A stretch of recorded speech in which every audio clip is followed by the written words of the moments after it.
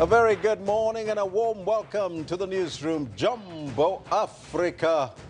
I'm Elvis Preslin. I'm Kendall Mahamati.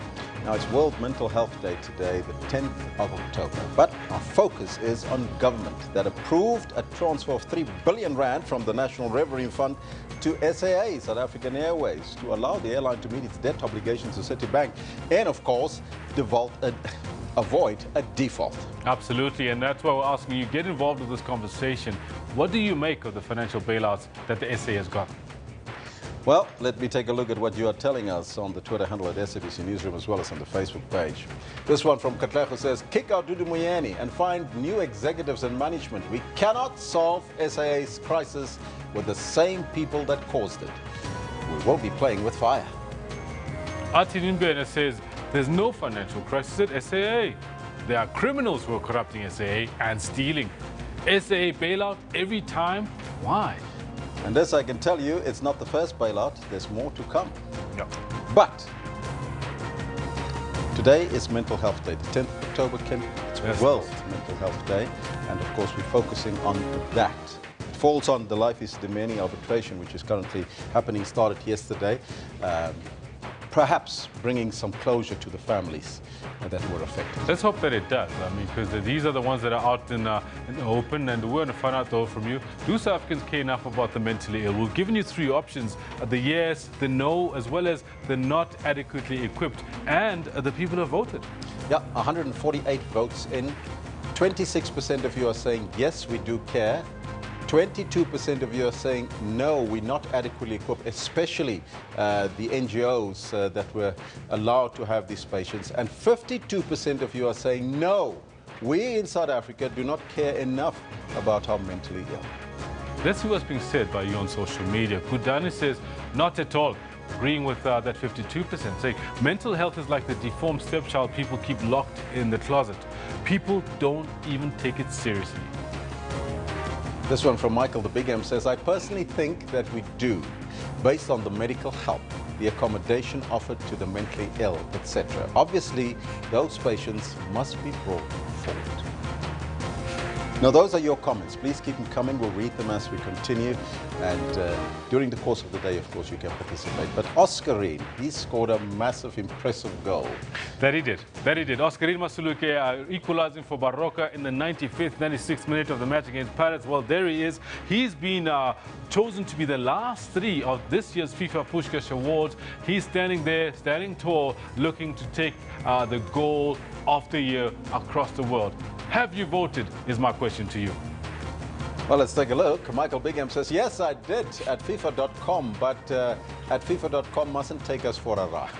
Because last time, Kakana scored a cracker and was nominated, but he didn't win. We must vote. That's what we must do. We must make sure we keep voting. Alex Motapo says, I voted already. I typed in the given code, I believe, hashtag I believe. Well, you know what? This is what it should look like when you're busy voting. The page should look like this. Go to FIFA.com. You'll see the 3 options there. There's the first goal by the Venezuelan national woman player, Olivier Giroud there for Arsenal. And then, of course, Oscarine Masuluke right there. Click on that button, and there you'll see that we're voting right now. That's how it should go. Well, there you have it on your screen. Technology has evolved. You can do it online. You can do it online and on live TV too. Well, there you have it. Let's now take a look and get down to business. Take a look at your news headlines.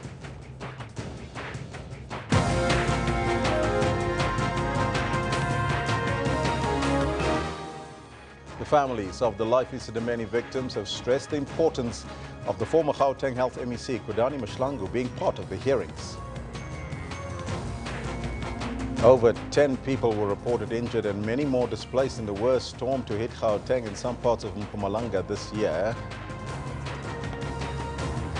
And the people of Liberia go to the polls today to choose a new president. There are 20 candidates in the running to replace Ellen Johnson Sirleaf, who's stepping down 12 years after she became the first woman in Africa to be elected a head of state. There you have it. Those are your headlines. Before we get to the news, let's find out from Kendall Makamate what's happening on the sports front. Yeah, thank you very much. That was quite what difference Sirleaf has made to women's plight across Africa is still up for debate. But our big thing today is about this man, Oscarine Masuluke, who's made it his top 3 at FIFA Puskás Award. Phenomenal stuff. We're all still celebrating because we're pretty sure he's going to take it. Good morning to you. This is what we've got for you in the Sports Today. Masuluke is inside the penalty area as well, and it heads over to Masuluke. Look at him. Keeper goes on the adventurous route. Masuluke scores! Unbelievable! Oscarine Masuluke becomes the first African player to make it to the FIFA Puskás Award. Last 3. Goslin trying to find it through to Akinola, and finally into the bottom corner, and it's the substitute Ayo Akinola that gets the goal. Ghana suffer their first defeat at the FIFA Under-17 World Cup as the United States run out 1-0 winners. And it's not just Argentina facing the drop from the Russia 2018 roster. Chile must also pull out all the stops when they face Brazil tonight. All this and more we've got for you later on the Sports Bulletin. Be sure to stick around for it, as Elvis has also got the news for you right now. Thank you, Kendall. Top story this morning. About 100 people have been displaced in Delmas in Mpumalanga after a massive storm caused severe damage to houses and roads. 9 people were injured in Delmas as well as in the nearby Bobsfontein. Delmas municipality says that those affected have been given a temporary shelter. Now, earlier yesterday, at least 3 people were killed in road accidents during a severe storm that hit Gauteng. Close to 20 others were injured, while several homes and buildings were also destroyed and roads flooded. The storm wreaked havoc over a wide part of Gauteng, especially in the Mogale city area and the western parts of Johannesburg, like Honeydew and Krugersdorp. 2 people sustained minor to moderate injuries after the external structure of the Cradlestone Mall in Krugersdorp collapsed. Large parts of Boksburg and surrounding areas were left without power after a substation caught fire due to the storm. Damage assessments are expected to be carried out today. The fence was done, cars were parked. I think the next, I'm not sure about the name, people couldn't get into the complex because I think it was shut down, like a total eclipse of total shutdown. And this is what's happening right now. Roofs have fallen, people are stranded. The whole roof has collapsed into our bedrooms. We're not going back surely, but we have to pack the stuff that is not damaged, try to find a place where we can take it to. President Jacob Zuma alone cannot be blamed for the mess that the country finds itself in. Now, that's the opinion of Tokyo Sexwale, who was speaking on Morning Live earlier. Be careful of looking at Zuma alone. This mess, this rot, this stench in this country can't be one person. Can't be one person. Of course, he's the head of state. He's the head, and the head must fall. You take the biggest responsibility. Shakespeare says, you know, the uneasy lies the head that wears the crown. You are the one. You wanted to be president, all fingers are going to face you. But it's not possible that the mess can happen because of one man. He had people. There are people around him, phoning, begging, cajoling, you know, not opposing, not standing up to him. Okay, I see a number of people are prepared to stand up today. Thanks God, courage has returned to some of them. But we're in the cabinet and people were doing all sorts of things. We're reshuffled, Mugabe reshuffles. It's okay, no problem. Never said anything, never shouted, never, because we're saving it. But I know people were just sycophants.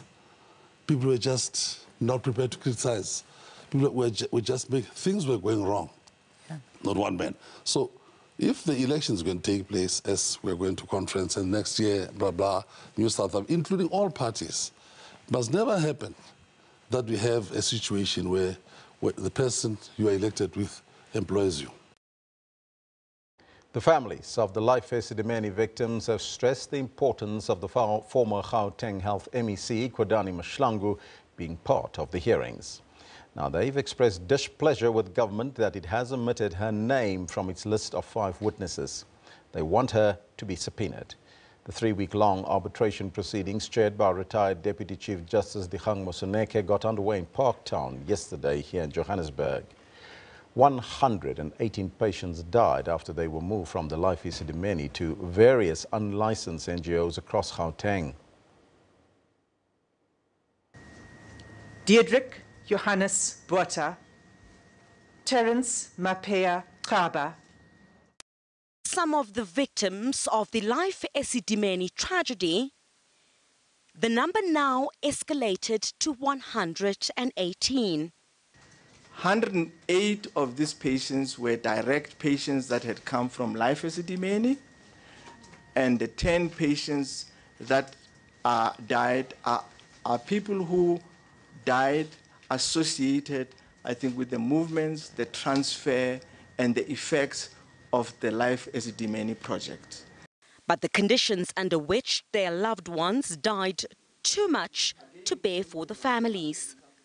The wife of Frederick Collins, who had starved and had lost so much weight that his trousers were being tied with shoelaces. The patients died after they were moved from the Life Esidimeni centres into the care of unlawful NGOs. Their families still looking for answers. The state again conceding it was responsible for the tragedy. What has happened is really regrettable, and the state is willing to ensure that it assists the family members to find closure. But families are angered by the exclusion of former Health MEC Dani Mahlangu on the witness list. Families are hurting, you know, and to be told that she's not on the witness list, I think for me is a very serious indictment, you know, and almost borders on an insult to the families. But arbitrator Dikgang Moseneke says she too could be subpoenaed. Well, the victims' families are also expected to be called to testify about their pain and suffering. Well, this inquiry is expected to leave no stone unturned in unraveling the truth. Well, the families say they want redress and for those responsible to be held to account. Crisalda Lewis, SABC News in Parktown, Johannesburg. Now, we'll probably go live to the arbitration hearings a little bit later in the program, so you want to stay tuned.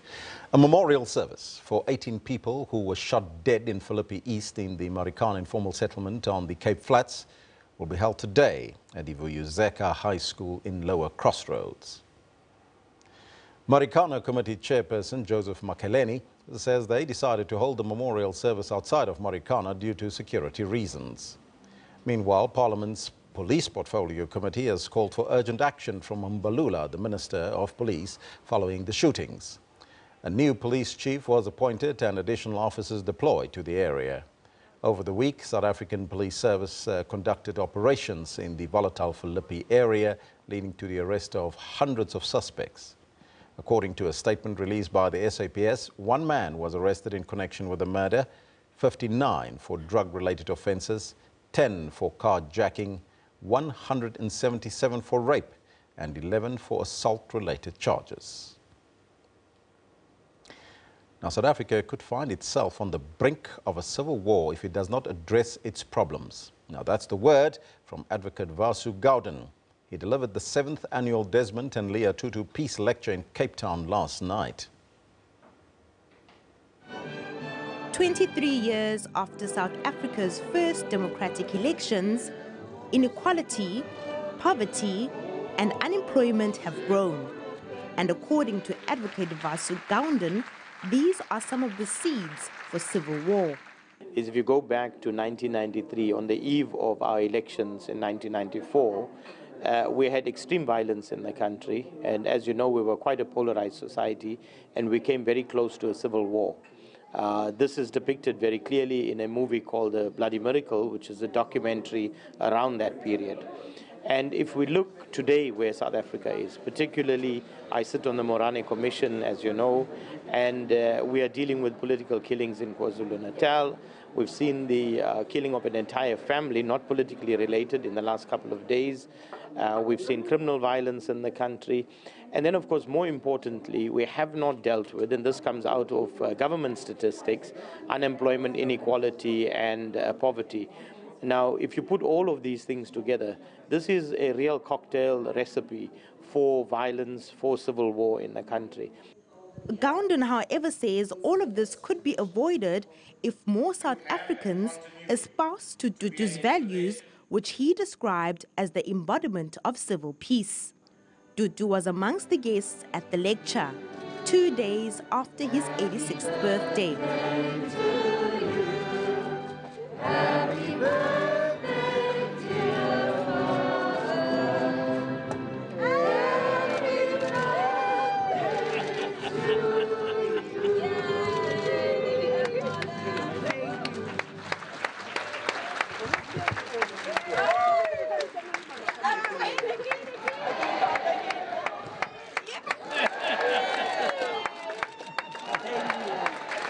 Nomawethu Solwandle, SABC News, Cape Town.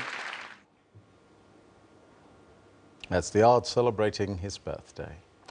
On the continent now, the people of Liberia go to the polls today to choose a new president. Now, there are 20 candidates in the running to replace Ellen Joseph Sirleaf, who was stepping down 12 years after she became the first woman in Africa to be elected a head of state.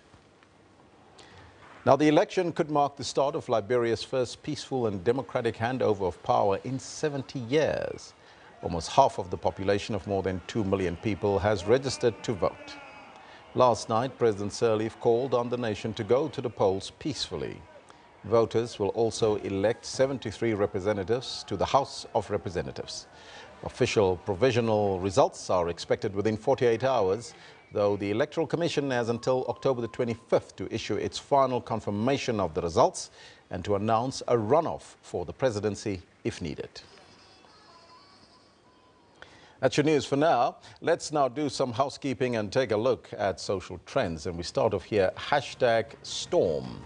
Gauteng was the worst affected by the storm that hit the province yesterday.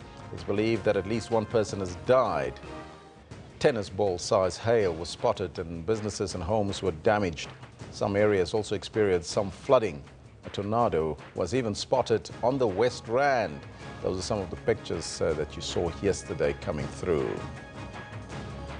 Then, people are speaking about #Lion Mama, the woman who attacked her daughter's rapist. After appearing in court, the case was scrapped. Jubilation, I can tell you, in that part of the world, and especially for women's rights and women across the country. Then in some sports news, soccer player Oscarine Masululeko, his goal made it to the 3 goals shortlist for the Pushkas Awards. And the question is, of course, there you see that kick of his, a bicycle kick in the last minute of the game. In fact, it was 4 minutes over the last minute. The question is, have you voted this morning for Oscarine? There's your sports question. You can do so on the FIFA website, of course. Moving further afield, beauty brand Dove, they found themselves in hot water in the midst of a social media storm after it released a series of images that showed a black woman turning white after using its soap. Dove has since apologized for being racially insensitive. There you have the pictures. What do you make of that? Our picture of the day comes from Hortgun, and it is captioned, "So this happened in the Krugersdorp area," and that was probably yesterday. He says today, "I just experienced heavy rains and small hail and strong winds there." Look at some of the water coming through there in Krugersdorp. #tornado. Our comment of the day, this one comes from Alicia Raja, who says, #Lion Mama. She deserves a medal for bravery. Shame on those who heard screams and did nothing. Prosecute rapists, not women, defending their children. Let's now take a look at what's happening in our courts today, and we start off in Cape Town, where the murder trial of the property executive Jason Roeder is expected to continue in Cape Town High Court. Roeder has pleaded not guilty to charges of murder and of defeating the ends of justice. He's accused of killing his wife at the Spear Wine Estate in Stellenbosch in July last year. The trial started yesterday with an in loco inspection at the estate under the guidance of Judge Hayat Salih Schloper. Then in Port Elizabeth, Brenda Wardle, an alleged fake lawyer who spun legal analysis for news organizations for years, is expected to appear in court. Now, she faces a charge of fraud involving over R500,000. Wardle shot to fame when she provided international legal analysis on the murder trial of the Paralympian Oscar Pistorius. Now, she's charged for allegedly pretending to be a lawyer offering her services to a convicted murderer. In Pretoria, former NPA prosecutor Glynis Breitenbach is expected to appear in the court along with her lawyer on allegations of illicit behavior while still in the employ of the National Prosecuting Authority. Now, those are some of the stories we'll keep you updated here on the Newsroom. You don't want to miss any of those. Let's throw forward now. Tomorrow on Newsroom, we are looking at the public protector, Busisiwe Mkhwebani's fitness to hold office in an unprecedented move which comes barely a year after she took up the post on October the 15th last year. We'll take a look at that, and we want you to participate in that poll. That's tomorrow. We'll take a short break. After that, we come back with our theme today, looking at the embattled South African Airways, SAA. Stay tuned.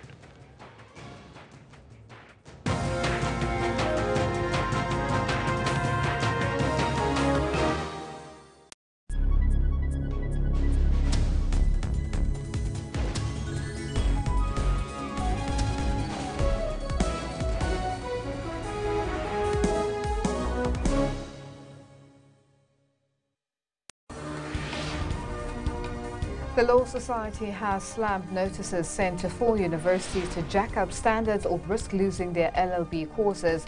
The Council on Higher Education issued a stern warning to the universities to conform within 6 months. I think it will affect the university. I think outside the law faculty, there's a funding issue. It's been 112 years since Enoch Sontonga died as a relatively unknown composer, choir master and teacher. But today his legacy lives on through his greatest composition, Nkosi Sikeleli Afrika. For all your news updates, stay tuned to Your World from Monday to Sunday.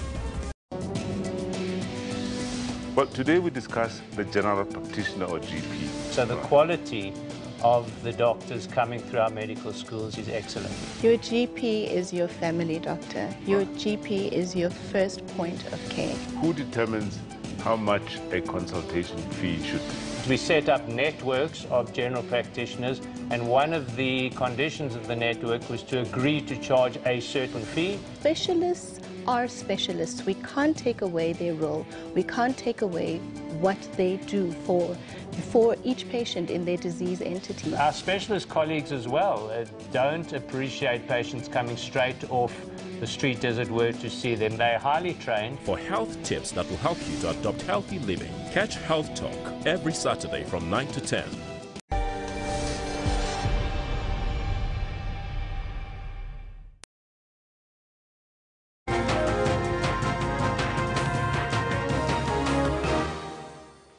Now, although SAA has received a bailout, state-owned airline is expected to continually face financial crises. That's according to some analysts.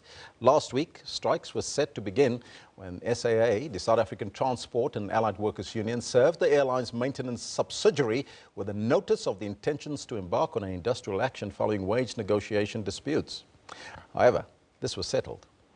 Earlier this year, SAA cancelled 32 flights after crew protested for better pay and food when taking international trips. But how else has the financial crises affect the staff, especially the new intakes of pilots? And is there even relief when the entity is bailed out? Joining us now here in studio is Fiducia's General Secretary Dennis George. A very good morning to you, sir. Good morning.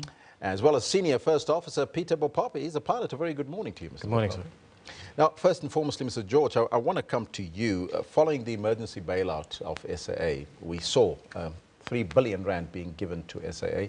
Are they in a better space where they were before? No, look, I mean, we're actually very disappointed because when government gave the bailout, they never placed any conditions that must go along with the bailout.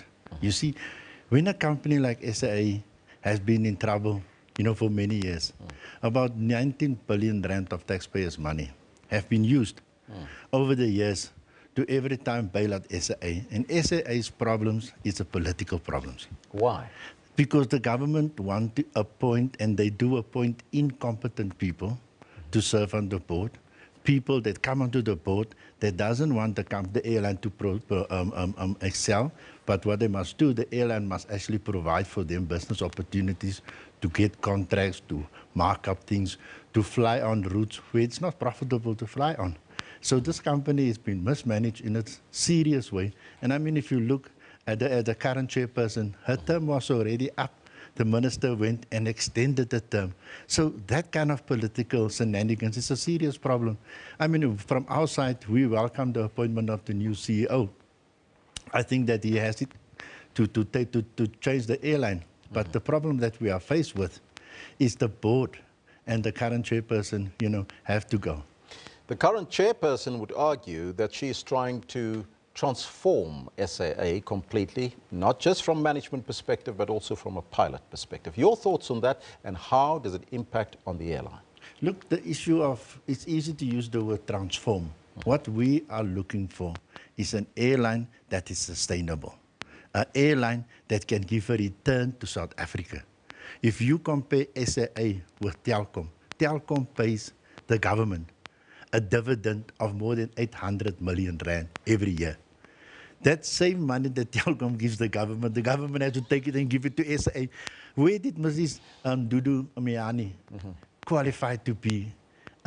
She's a school teacher, right? But because of the political connections, because of this comrade deployment that we are sitting where we are sitting today, South Africa has many, many qualified people that can sit on that board.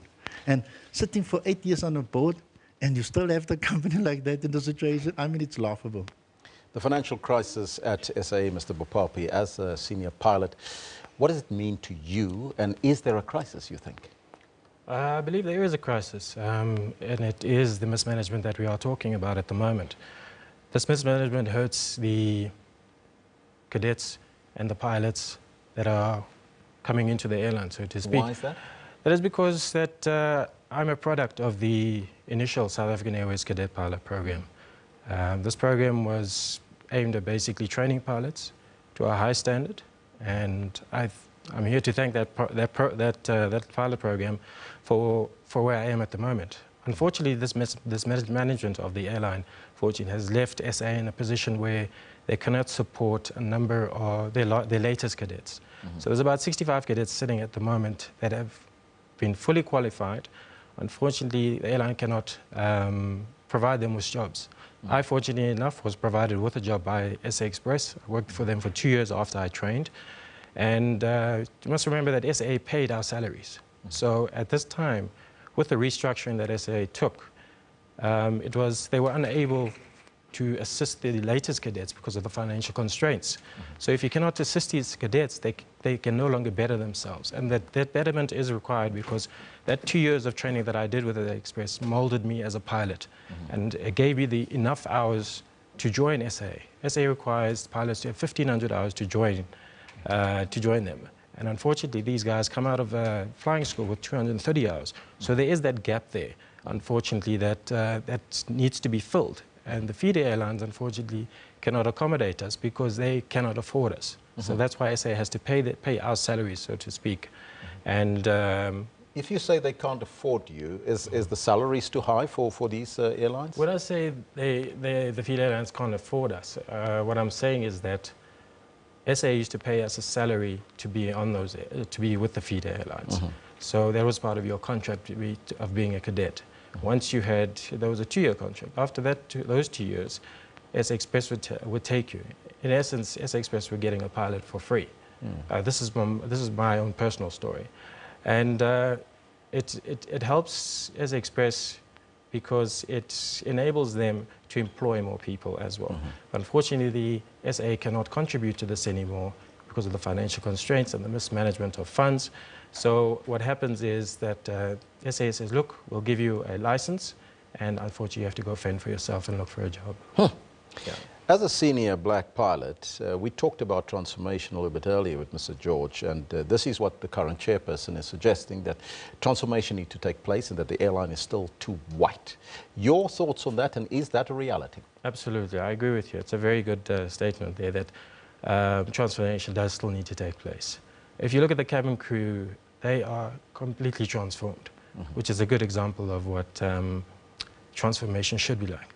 Unfortunately, within the pilot field, it's taken a lot longer for us to transform, also because of mismanagement. Coming back to the same story where our cadet program was cancelled. because of restructuring. And this left a gap for a number of years. This gap, unfortunately, has affected the transformation of the airline because you haven't got any new, young, previously disadvantaged individuals coming into the airline. So now you've left with this gap. Now they did start the program again. It started, but the people that they have trained are not able to come back into the airline because they haven't got the experience. They're sitting with 230 hours and they are not able to come into the airline because the airline's restriction is 1,500 hours. Now, we talked about mismanagement, Mr. George, but what sort of complaints have you as Fiducia received from your members on the ground working for SAA over the years? Yeah, look, the transformation process has to go along with the growth of a company. Because if the company experiences rapid growth, then they're going to need to bring those pilots on board and then help them to reach that 1,500 hours for the entrance. You see, so that is very important, that we need to turn this company around very quickly. We need, and we've got the CEO, I think he starts on the 1st of November. November, yes. Just for the record, we have already met with him. We have already had discussions with him between Fiducia and to assure him that we are there to help to transform the company, but also we need to bring this company where it is sustainable and when it is making growth and making a profit. You see, and that is going to require us to look at every contract that has been extended to see where costs can be cut. Unfortunately, you cannot cut costs at the level of the staff because a plane can't fly without pilots. And the crew can't, the safety regulations, you need that people there, you see, and that is very important. Now, government is pushing for an emergency appropriation bill through Parliament to facilitate another SAA bailout of 10 billion rand, we understand. This is suggested by the Free Market Foundation. It suggests that SAA, though, should be dissolved. Your thoughts on that, and is that perhaps a reality, and what will happen to the pilots? Question to both of you. Yes, let me add the first part. The appropriation bill has to go along with a turnaround strategy. It also has to go along with an ethical board. You know, a board that's going to provide support for the CEO and for the senior managers. And everybody has to work and operate on the same meme sheet. That is critical to turn around. Then we must look at where can we cut costs. Okay, there's some unprofitable routes that was more politically inspired for SAA to fly there than when it was commercial importance. And so for us, that is the first steps. But we will also insist that the appropriation bill, you know, should also come to NETLAC. But we will also be happy to meet with the portfolio committee that will deal with the issue. The airline would be then in private hands. Where does it leave you as pilots? Well, firstly, I love my country, and I'd rather not decide on venturing anywhere else. This bailout that you are talking about, this would help transformation immensely. Pilots are very expensive. Reason being, it's expensive to train them. It takes about R1 million to train one pilot at this time and at this stage. And a bailout of such sorts will help expand the airline. And that is what SAA needs at the moment. It needs to expand and have a proper foothold in the South Africa. If you expand this airline and get the airplanes that you need, get the routes that you fly, the correct routes as well, the more you expand, the more pilots you need. And that in essence helps transformation because now you need more pilots. You need more training. So with that, it is a very positive thing that if you keep the airline where it is at the moment and you help and assist the airline financially, this airline will grow. And it will assist the aviation sector as well with this growth. And tourism as well. Gentlemen, I thank you so much for your time and joining us here in studio. Mr. George. Thank you. Thank you so much. That was Dennis George. He's the Fiducia General Secretary as well as Senior First Officer Peter Bopapi here in studio. Gentlemen, thank you so much and all the best of luck. Thank you. Fly high to the sky. Absolutely. Now, we're asking you that question, of course, a very important one. What do you make of the financial bailouts at SAA? Do they actually deserve it? That's an additional question. But let me take a look at what you are telling us on the Facebook page as well as on the Twitter handle. Gudani says, we do really need SAA. Or do we really need? That's a question, really. We have all these other airlines flying domestic routes. Why donate more money to incompetent leadership? This one from Mahafa Noel says, Dudu Muyeni must pack and go. SAA need new leadership who will do a better job than the current one. The question, and also, Mahafa, is it only about Dudu Mweni, or is there other issues within the South African Airways that need to be resolved? Well, we'll leave that question for a little bit later, but as we speak, the Life Esidimeni arbitration process will continue this morning with the cross-examination of the Health Ombudsman, Professor Malachopuru Makhoba. Let's go there live.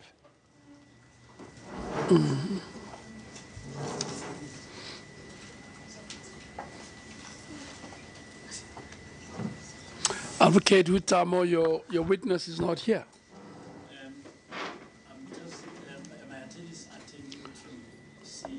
Would you put the mic on and come on record? I was just saying that, like, I've spoken to my attorney. He's making arrangements to see if he can locate him. Like, he just went out. Like, if you can just be given a moment.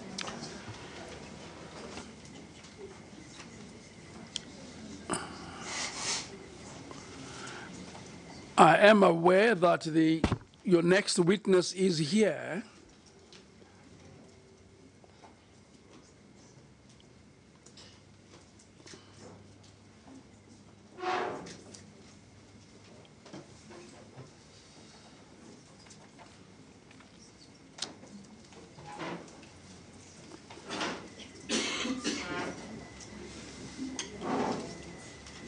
But it may well be highly undesirable to break the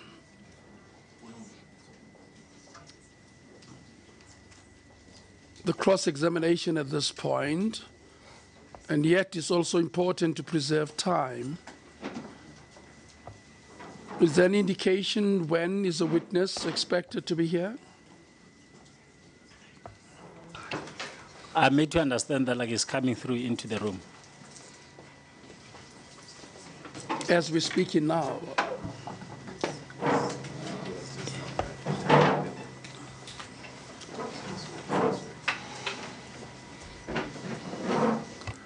To all concerned, I just want to make the point again. I would like to start on time at 9:30 on every single day. We have a lot to go through, and we have to be quite dedicated about that.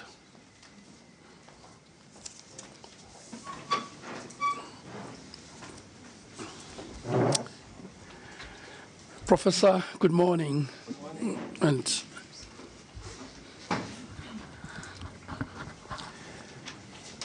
I have to repeat the oath that the further evidence that you will give today will be the truth and nothing but the truth. Please do raise your right hand and say, "So help me God." So help me God. Before I turn you over to the next counsel to ask questions, it is absolutely important for us to remember that today is the World Mental Health Day.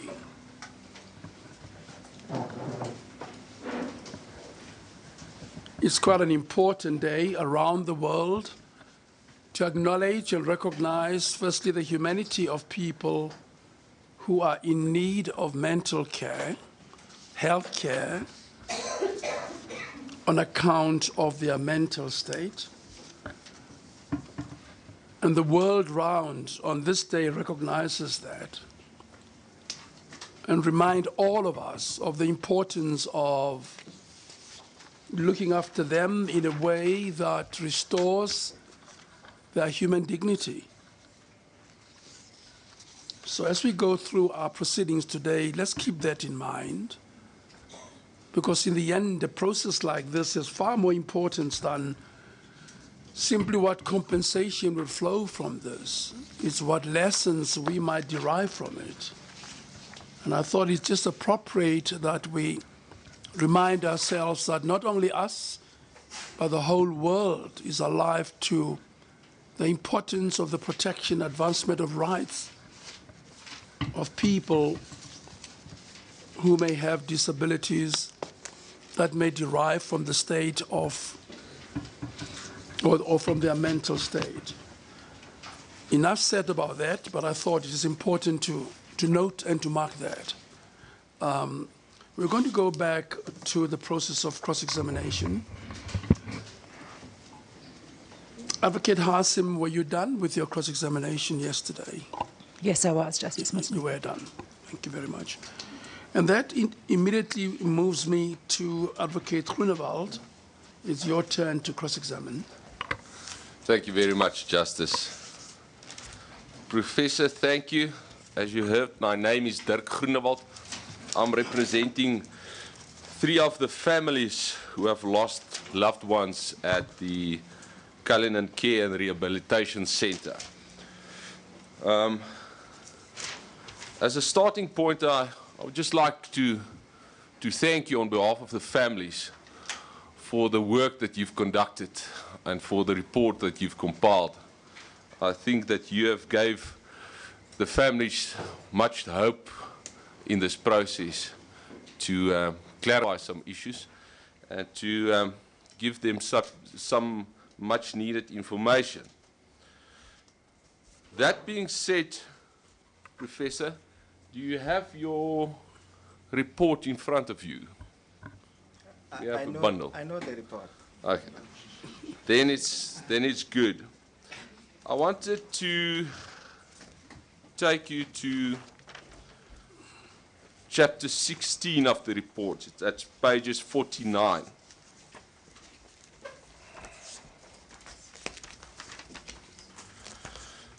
Now that chapter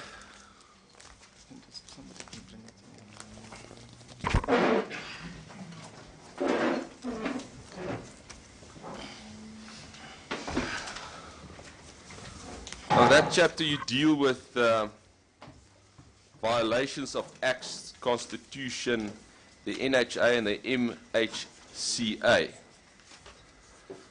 On 52 of the report, you make the following summary.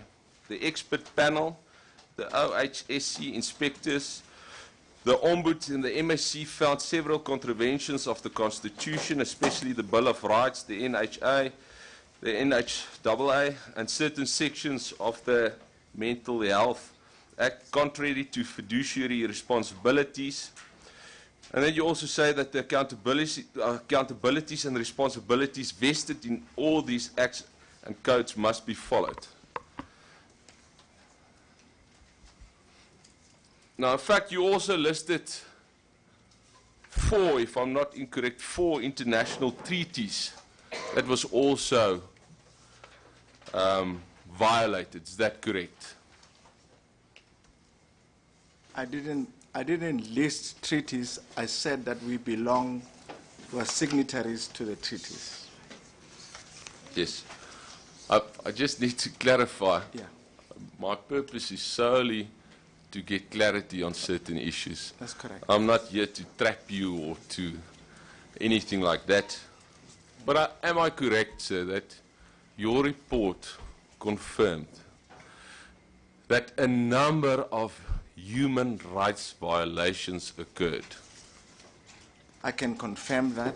Yes. I can more than confirm that. You can more than confirm that. Shall we have that interpreted? Thank you, Chair. Ubokukhulunywa la ukuthi umeli ke ube embuza ke imibuzo ukuthi uqala ngokuthi yena ke umele imindeni emithathu yalabo ke abaye balahlekelwa impilo zabo lapha eKhalinen futhi ke ubonga usihlalo ubonga uprofessor ngalombiko ngoba ucacise izindaba eziningi manje ke uthi ke laphana kuyimiqulu yakhe lapha kusahluko 16 ekhasini u49 kulapho ke kukhulunywa khona ngokuxhashazwa kwamalungelo kanye nemithetho sisekelo kanti ke ubebuza ke uprofessor ukuthi ingaba ke kuloyo mbiko nakulawo makhasi akhulume ngawo ukuthi ngabe ke kuye kwatholakala yini ukuxhashazwa yini kwamalungelo oluntu kanti ke uprofessor uyavuma ukuthi yebo kunjalo siye sakudalula lokho ngophenyo lethu. Thank you.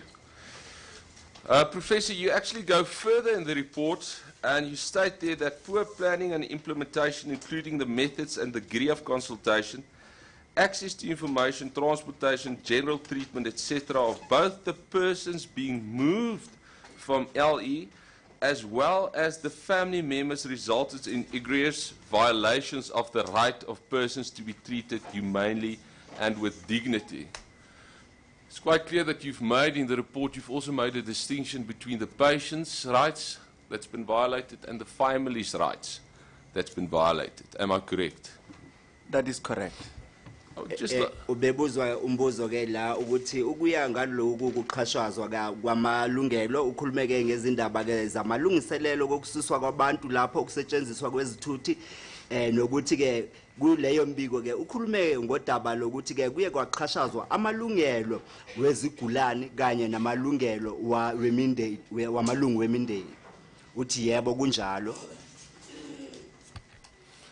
Professor, I'd like you to just speak freely and just explain that distinction, and from your report, just explain, how you experienced that these families' rights were also violated. And I see that you've made mention of the improper consultation process that was conducted and so on. But I would like you just to elaborate on how do you say and what do you mean when you say that the families' rights were also violated. Okay, let me just remind everybody that I had the opportunity to interview 73 people, and some were relatives of the deceased, family members, and members of the committees of the families. And what came out was really the fact that many of the families did not know where their relatives were. They did not know where their relatives were transferred. They were poorly informed about when they would be transferred. And that obviously I regarded as something for people who had stayed at Life Esidimeni, some of them for so long, that it was a simple common courtesy that should have been actually offered to the relatives to say, on this particular day, we have decided or have taken a decision to transfer so-and-so, who is either your uncle or your son. We are transferring them to so-and-so. And again, I'm going to give you a very simple example, and I'll go back to Reverend Mabuye. His son, Billy, was transferred, and for almost like a year, he didn't know where his son was. Until by coincidence, on his birthday, I think he received a call. And it happened to have been his son, and that's how he identified where his son was at the Bupilong Sirman. It was just a coincidence, it was on his birthday. And that's when he said, I'll come and see you, and that's when he went to buy this Kentucky thing I was talking about yesterday. Now, that's just a simple person where you have a father who for a whole year did not know where his son is, almost. And I can say that for a number of these patients. There is another one called Makoba, who I think the sister is also here. It's not Makoba, it's Makoba. Although it sounds a little bit more attractive and easy. But the brother died, and for about maybe 2 or 3 weeks, she did not know that her brother died until she received a phone call from an NGO telling her that they are going to bury the brother or they must come and collect the brother. And then there is Virginia Machapela, the same thing. So you can see why the relatives or the families were actually not treated, I think, with what I would call common courtesy, human dignity, and human respect that should be accorded. But importantly, these are embedded in our Constitution. To treat people with respect is one of the pillars of our Constitution. And that did not occur in relation to the relatives or the family members. Now, when it comes to the patients themselves, I mean, it was like horror stories. You came in, you heard stories like patients were transported inappropriate transports where some of them had to be tied to the vehicles because the transportation was not appropriate. Some patients were transferred from from LE maybe to Cullinan, and then from Cullinan they would be transferred somewhere else, almost against the decision of the team that had assessed them as to where they fit. Now, I think it's a requirement in mental health that if you're going to put a mental health patient somewhere, first of all, you must assess the capability of the patient. What are they capable of doing intellectually and otherwise and physically?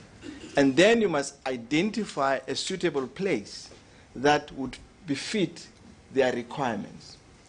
Now you can imagine when you have an assessment team at the base and it says you must go to Cullinan, and you arrive at Cullinan, you are told, no, now you must go to Precious Angels. What informed that kind of decision? And how would you classify that? Because it contravenes the very basic essence of what is required in the assessment of a mentally ill patient. And some of them, as I say, they were transferred several times. And every time you transfer a mentally ill patient, it takes something out of them. And it often takes longer to recover. And you can imagine the number of times you do that, and some of them are not even aware where they are going. They don't protest. Occasionally they do, but generally they don't protest.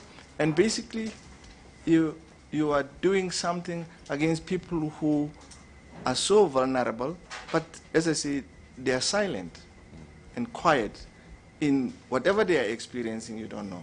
And I just thought that was cruelty. Thank you, Professor. Perhaps we should have the interpretation here.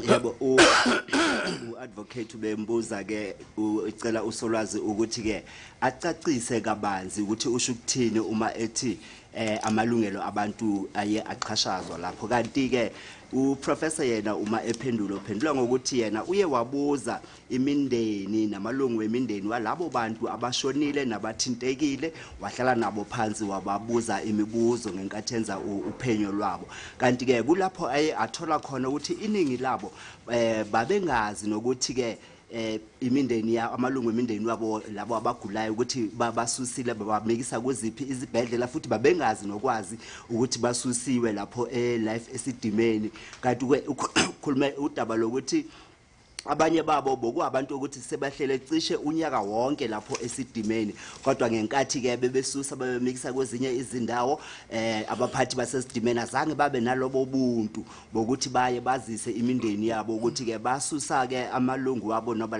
labo bantu abagulayo babamikisa kuziphi izindawo nasemva kokuthi babasusile labo bantu azange babuyele bazise imindeni yabo ukuthi ke izigulane zabo bazisusile nokuthi zimikiswe iphi indawo uye waphinda futhi wenza isibonelo lesasenzile izolo sika mfundisi uMabuya ukuthi ke ingane ubengazi ukuthi ingane yakhe imikiswe kuphi cishe unyaka wonke kanti waze ngokuthi ngosuku lakhe lokuzala lo mfana wakhe wamshayela ucingo kulapho ke uye aqala ukwazi khona ukuthi ke indodana yakhe isusiwe lapho imikiswe kuyiphi indawo kanti ke ubona ukuthi lokho ke akunabuntu kulokho ngoba ke bokufanele ukuthi bamazise umfundisi ukuthi ke indodana yakhe bayisusile ubale nabanye ukuthi baningi khona uMakhoba ukhulume futhi nango beach uVirginia Machepa ukuthi ke nabo ke izehlakalo ecishe zifana nalezo manje ke uthi ke uyagcizelela ukuthi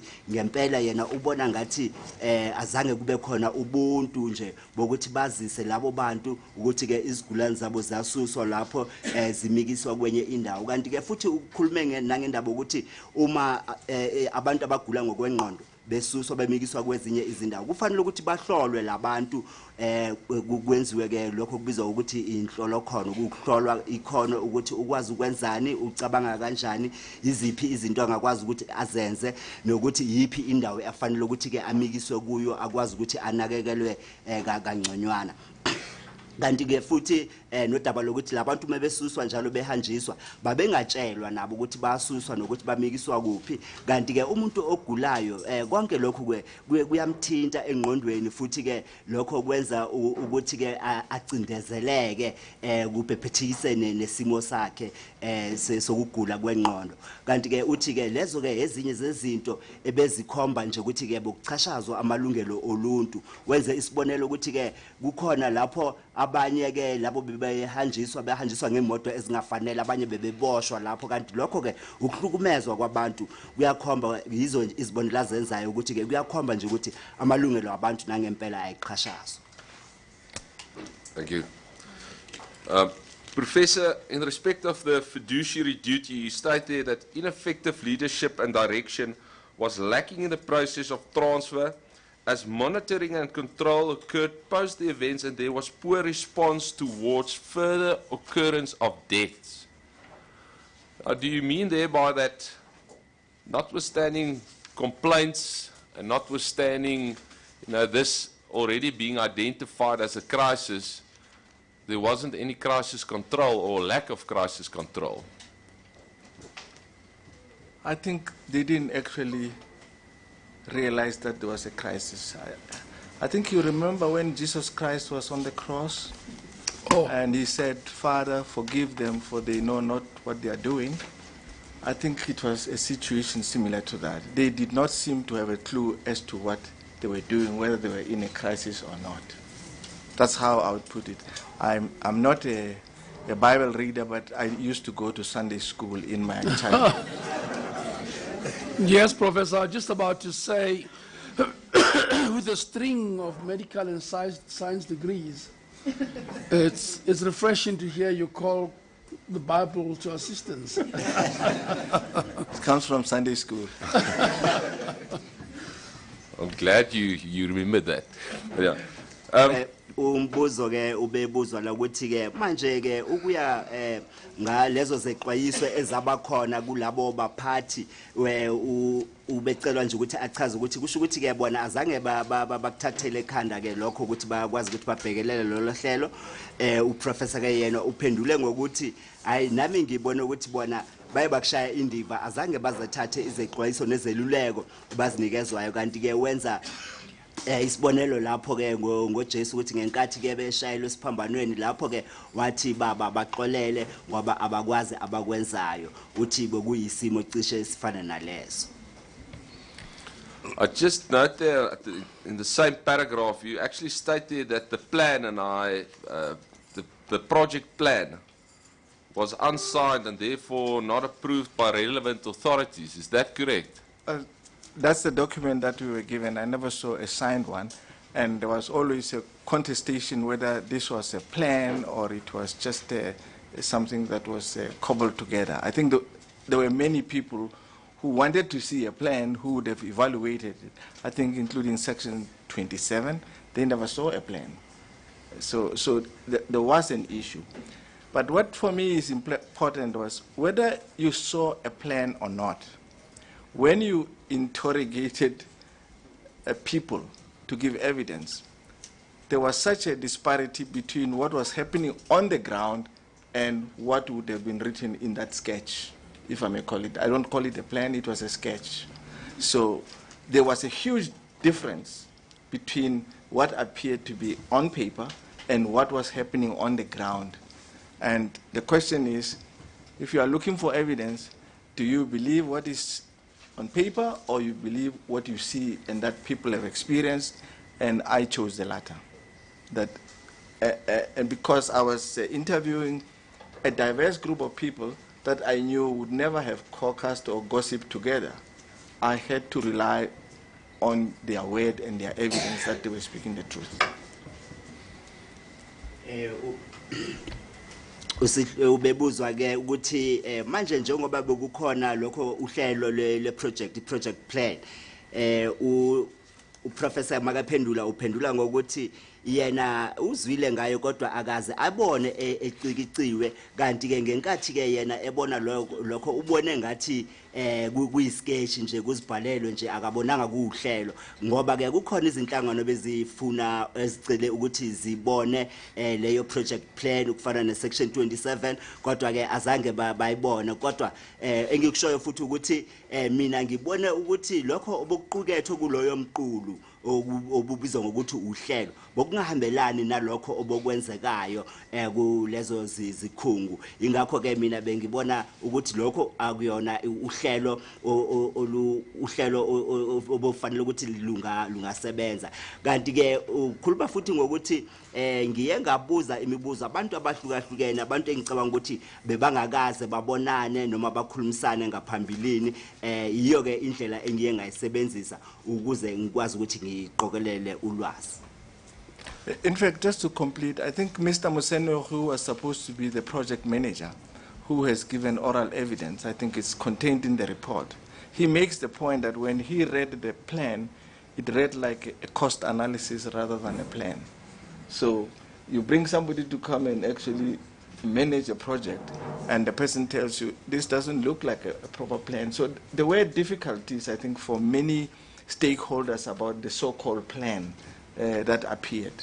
But that's all I can say. Ugcwalisa ngokuthi ke nomnumzana uMsenuhi lokukhulunywa ngaye izolo kufanele kube yiproject manager ngenkathi efika bamnikeza lo hlelo naye ke uye waphikisa lokho wathi hayi lokho akubonakali njengohlelo njengeplan kubonakala njengohlaziyo lezindleko icost analysis kanti ke umuntu ke onesipiloni alethe ukuthi azophatha iproject makafika la athola ukuthi hayi akulona uhlelo engasebenza ngalo lokho kusho ukuthi yiso isimo ebesikhona ngaleso sikhathi. Professor, from the report you can confirm that a number of the family members complained of the conditions of their loved ones and that to some extent or in some cases there was no intervention or seeing that the patients died. At other times, the state will only intervene a week or a month later. I see from the report itself that the Ombudsman wrote in October in respect of the situation specifically at CCRC and Anchor, and it took them, I think, a week and a half, 2 weeks to take steps there. But you can confirm that the families complained. They knew about this. And they complained, not per se to the Ombudsman, but to the government. And they tried to give it, to place it under their attention and say, we need assistance.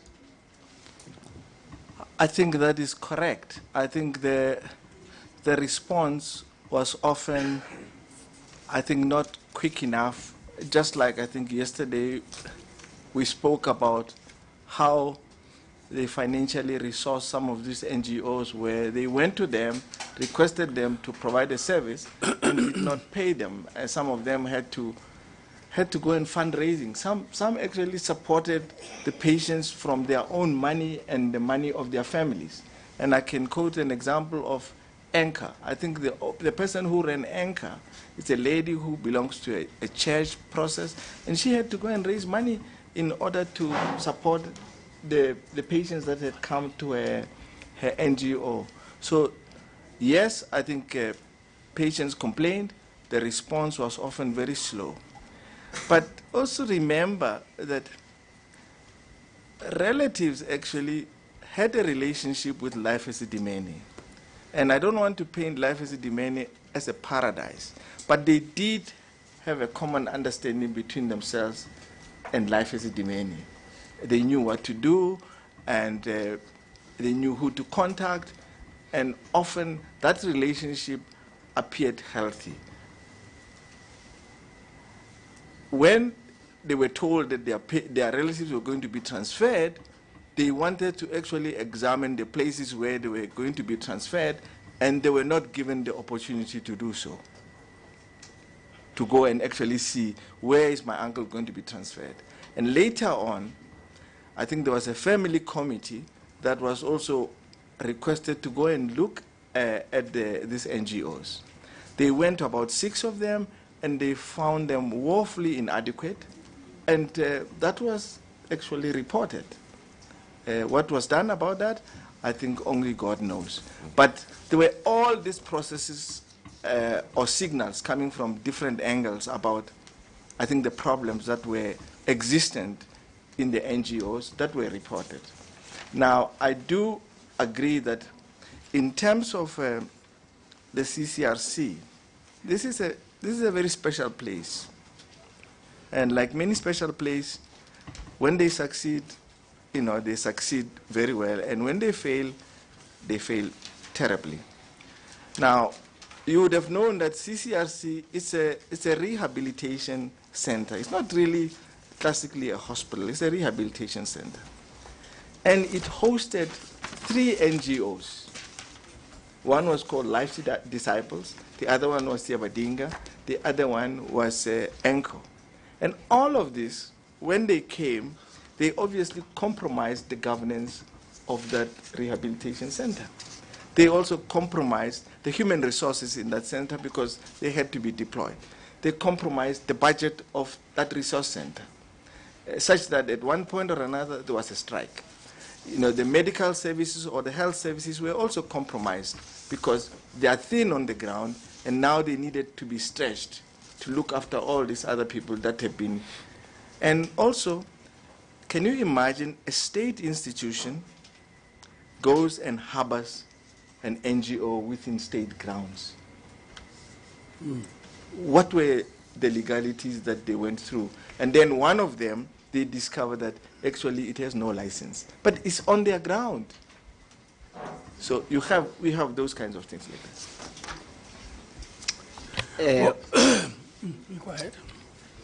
Ubebuzwa ke umbuzo ukuthi ingabe imindeni le yona iye yafaka yini izikhalazo maqondana nesimo esibhekene nezigulane ukuba amalungu wemindeni yabo njengoba ke kukhona ke lapho ke kuqukethwe kule mibiko uphendula ngokuthi yebo bebikela uhulumeni kodwa ke uhulumeni ke wayengaphuthumi ukuthi ke aphendule kulokho kanti nangemuva kokuthi ke sekaqoke lama NGO ukuthi ke bathathe lezi zigulane lama NGOs wayengakhokhelwa ngesikhathi kanti ke bokubanzima kakhulu ukuthi bakwazi ukuthi baqhube imisebenzi abanye babo babegcina besebenzisa imali yabo kanti wenze isibonelo uAnka ukuthi kukhona umama lapho wesonto okwazi ukuthi abuthelele imali akwazi ukuthi ancede lezi zigulane kanti uye waqhubeka futhi ukukhuluma ngokuthi ke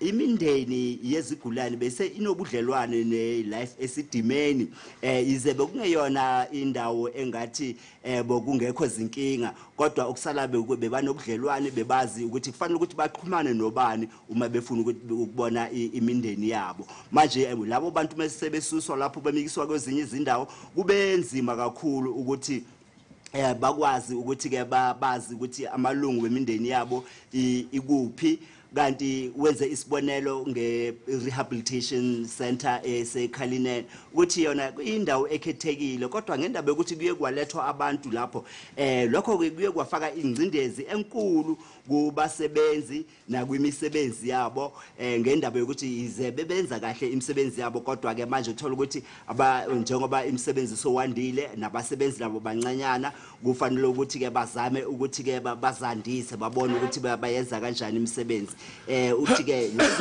ezinye zezinto eziye zabangela nama ezibangela ukuthi ke kubhebhethekise inkinga besibhekane nayo.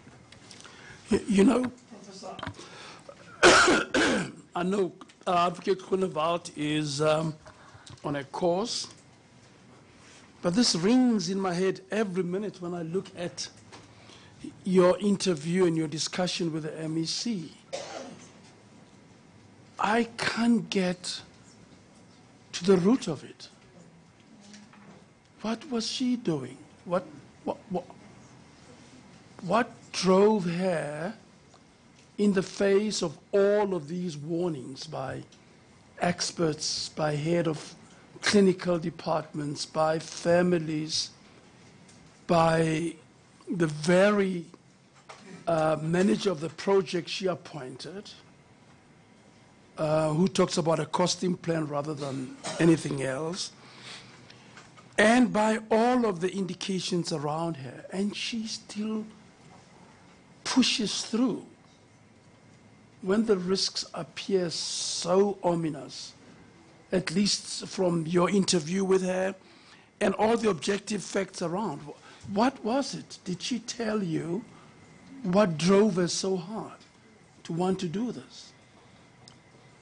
That turned out so fatal. I think she never understood, and again I would refer to the Bible, as I've already done, that I don't think she understood the magnitude of the problem, and as such, I think I tried to find out what actually happened and what were the controls that she put in, and all I could gather was that this whole thing, although she had given instructions as to what must happen, and I think everybody realized that that's what needed to happen, because I think when you spoke to the subordinates, they said once that was decided, then they just had to implement. It was like what do you call it? The charge of the light brigade. Yes, but why so many people at the same time, without adequate resources, with so disastrous consequences? Did you ever manage to put your finger on what was that pressure about? I don't know. What is it that needed so many people to be transferred so hurriedly, in such an unprepared way, and expectedly led to their death? Well, did the MEC tell you why was this a compelling political or administrative or leadership issue that had to happen? No, I never got that one. I have to confess. I don't have that one. It bothered me a lot, but I tried in various ways, but I never got an answer. Did she complain about the cost issue at Esidimeni? Yeah, that was the rationale that was given, I think, even publicly. But as I say, when you have, and I have to give this example because it always reminds my father. My father always used to tell me, it's very expensive to educate a child who is not bright. And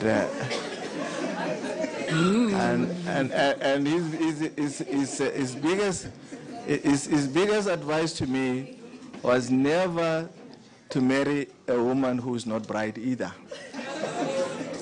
But the point I'm trying to bring here is that, and hopefully also never marry a man who is not bright. Correct.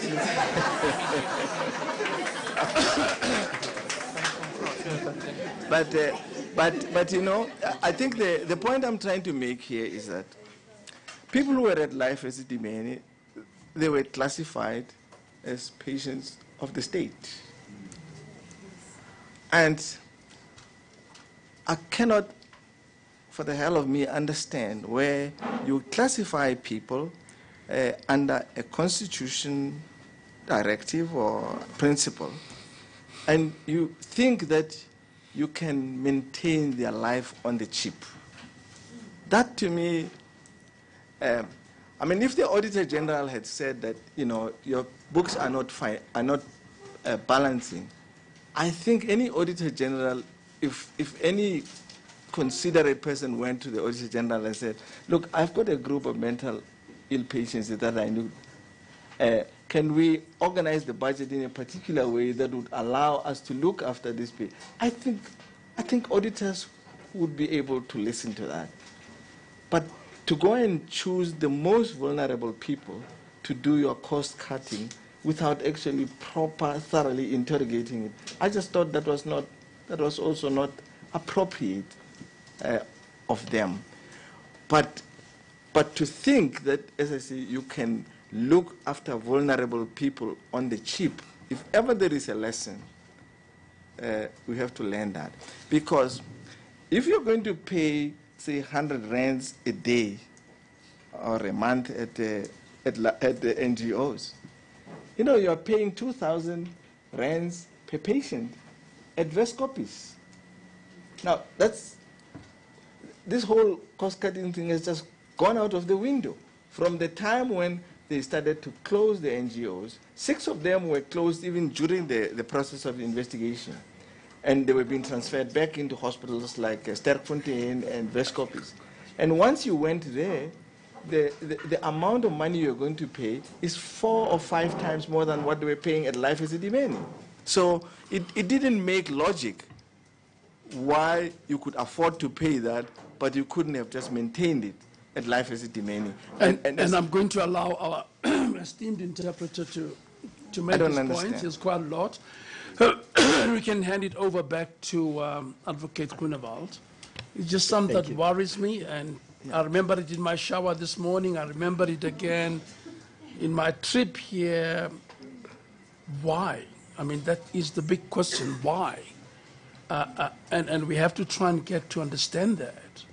Why this was a compelling public or state interest to discharge these people, deinstitutionalize them, and spread them around in facilities which, on all accounts, Professor Koba tells us were inadequate.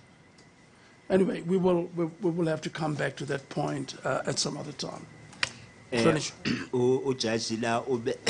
Ebuza ke lolu daba uthi Professor ngiyakuzwa uyakhuluma uyachaza ngakho konke lokhu, kodwa ke mina into engayizwisisi ukuthi ke kuzingxoxo zakho nomphathiswa uMEC kungani ke yena ube eshaya indiva izeluleko bezinika yilabo bantu izingcwethi amalungu womndeni nazo zonke ke izikhalazo ezibekhona nabanye abesebenzisana nabo kanye nabaphethe ama project ubekafuna ukwazi ukuthi kahle kahle yini into ebe imphoqelela ukuthi asuse labo bantu eLife Esidimeni abamikise kulezo ezinye izindawo ukukhulunywa ngazo ukuthi lezo zindawo njengoba uprofessor echazile ukuthi izindawo banganakhono lokunakekela abantu abakusimo esifana nalezi zigulane. Kanti usolwazi yena uma ephendula naye uthi kuye kwamdida kakhulu lokhu ngoba uye wazama ukukhuluma ukuthi akwazi ukuthi afunisise kahle lolu daba ukuthi ke kahle imbangela ephoqelela ukuthi labantu basuswe lapho bamikiswe kwezinye izindawo yini, kodwa azange athole umqondo ophusile kulokho. Uye waqhubeka futhi ukuthi njengoba bokunjalo kube khona wenza isibonelo sokuthi lapho eLife Esidimeni ngathi bokukhokhelwa imadlana engaphansi kwale ekhokhelwa eVescopis ngathi bathe 2000.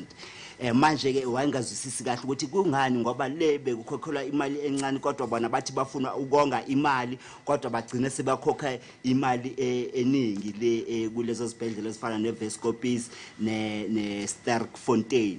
Uthi uye wazama ngakho konke ukuthi ke abhekisise nokuthi azwisise lokho bezama ukuchaza ngoba nasemphakathini bebakhuluma lokho ukuthi ukususwa kwabantu lapha eLife Esidimeni kungenxa yokuthi bafuna ukuthi bonge imali, kodwa ke egcineni bagcine kusetshenziswa imali eningi kunaleyo ibe isetshenziswa lapho, kanti ke nalabo bantu bamikiswa kulezo zindawo ezingalungelanga ukuthi zinganakekela abantu abakusimo esinjalo. Kanti ke uthi kuzo zonke ke lezo zingxoxo azange nami ngithole umqondo ophusile ukuthi noma isizathu esiphoqelela ukuthi labo bantu basuswe eLife Esidimeni bamikiswe kulezo izindawo ebezingalungelanga ukuthi zinganakekela labo bantu. Advocate Grunewald, I turn it back to you. Thank you very much, Justice. Professor, we are here to get closure for the families. Now, we know that these families were informed, listen here, some of them were informed, that listen, your family members will be, or your loved ones will be transferred to this place. Some of them were shown the places or the wards, and said, yeah, they will be fine. They will be looked after. They will be cared for. Now, we know that didn't happen.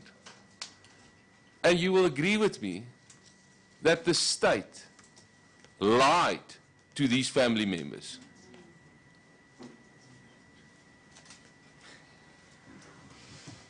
I'm not a lawyer, and I find the usage of that word very difficult and complex. I don't know whether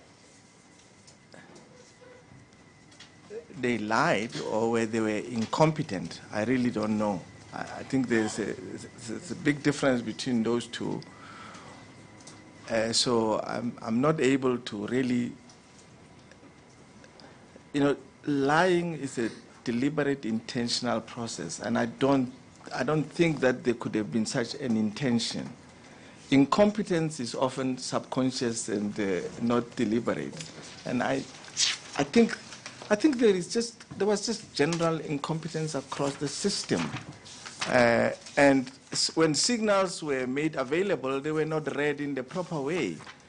But I think if you read my report, you will realize that I actually wrote this report in what I describe as understated English.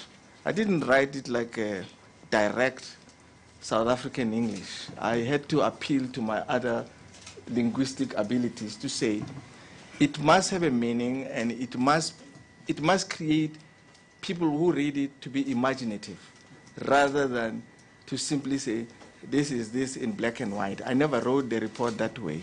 So to say that they lied is too strong a word. And the state, you would have to identify who constitute the state. And I wasn't investigating the state. I was investigating a project in a province. So. But were there promises that were not fulfilled? I think so. I think there were promises that were not fulfilled, that were even actually, I think, communicated in court, that we will try and provide better care or equivalent care when we take the patients from life Esidimeni. I think that was communicated in one of the court decisions. Yes, look at the deed of settlement between Section 27 and the department. Yeah. So those things were there, and it was often also communicated during the time when even the Director of Mental Health was speaking to relatives that you shouldn't worry, we are going to provide fairly reasonable care when you leave life Esidimeni. So sometimes when harm is caused, intent becomes irrelevant. Yeah. But you do things inappropriately, inefficiently, and you don't meet your promises, harm eventuates. Yeah. And the law is just as impatient about that as it is about untruths or lying. Okay. I think the point that we just like to make is that, the families, whether or not it was intentional or whether or not it was not intentional, the families were misled. They were made to believe that their family members, loved ones will be fine, and that were not the fact. And I would just like to refer you to one section of your report. Okay. And as far as you say that, well, I don't think they lied, I refer you to one section. You say the MEC, the HOD, the Director of Mental Health and a team, the various directors of the 3 NGOs, Precious Angels, CCRC, Anchor, Siabadinga, Mosego Takalani, and the other NGOs all knew they had no capacity, no competent and qualified professional staff to look after such patients. Vulnerable patients were thus placed into circumstances that could not preserve their lives. They knew that. They said to the families, your loved ones will be fine. I stand by that statement.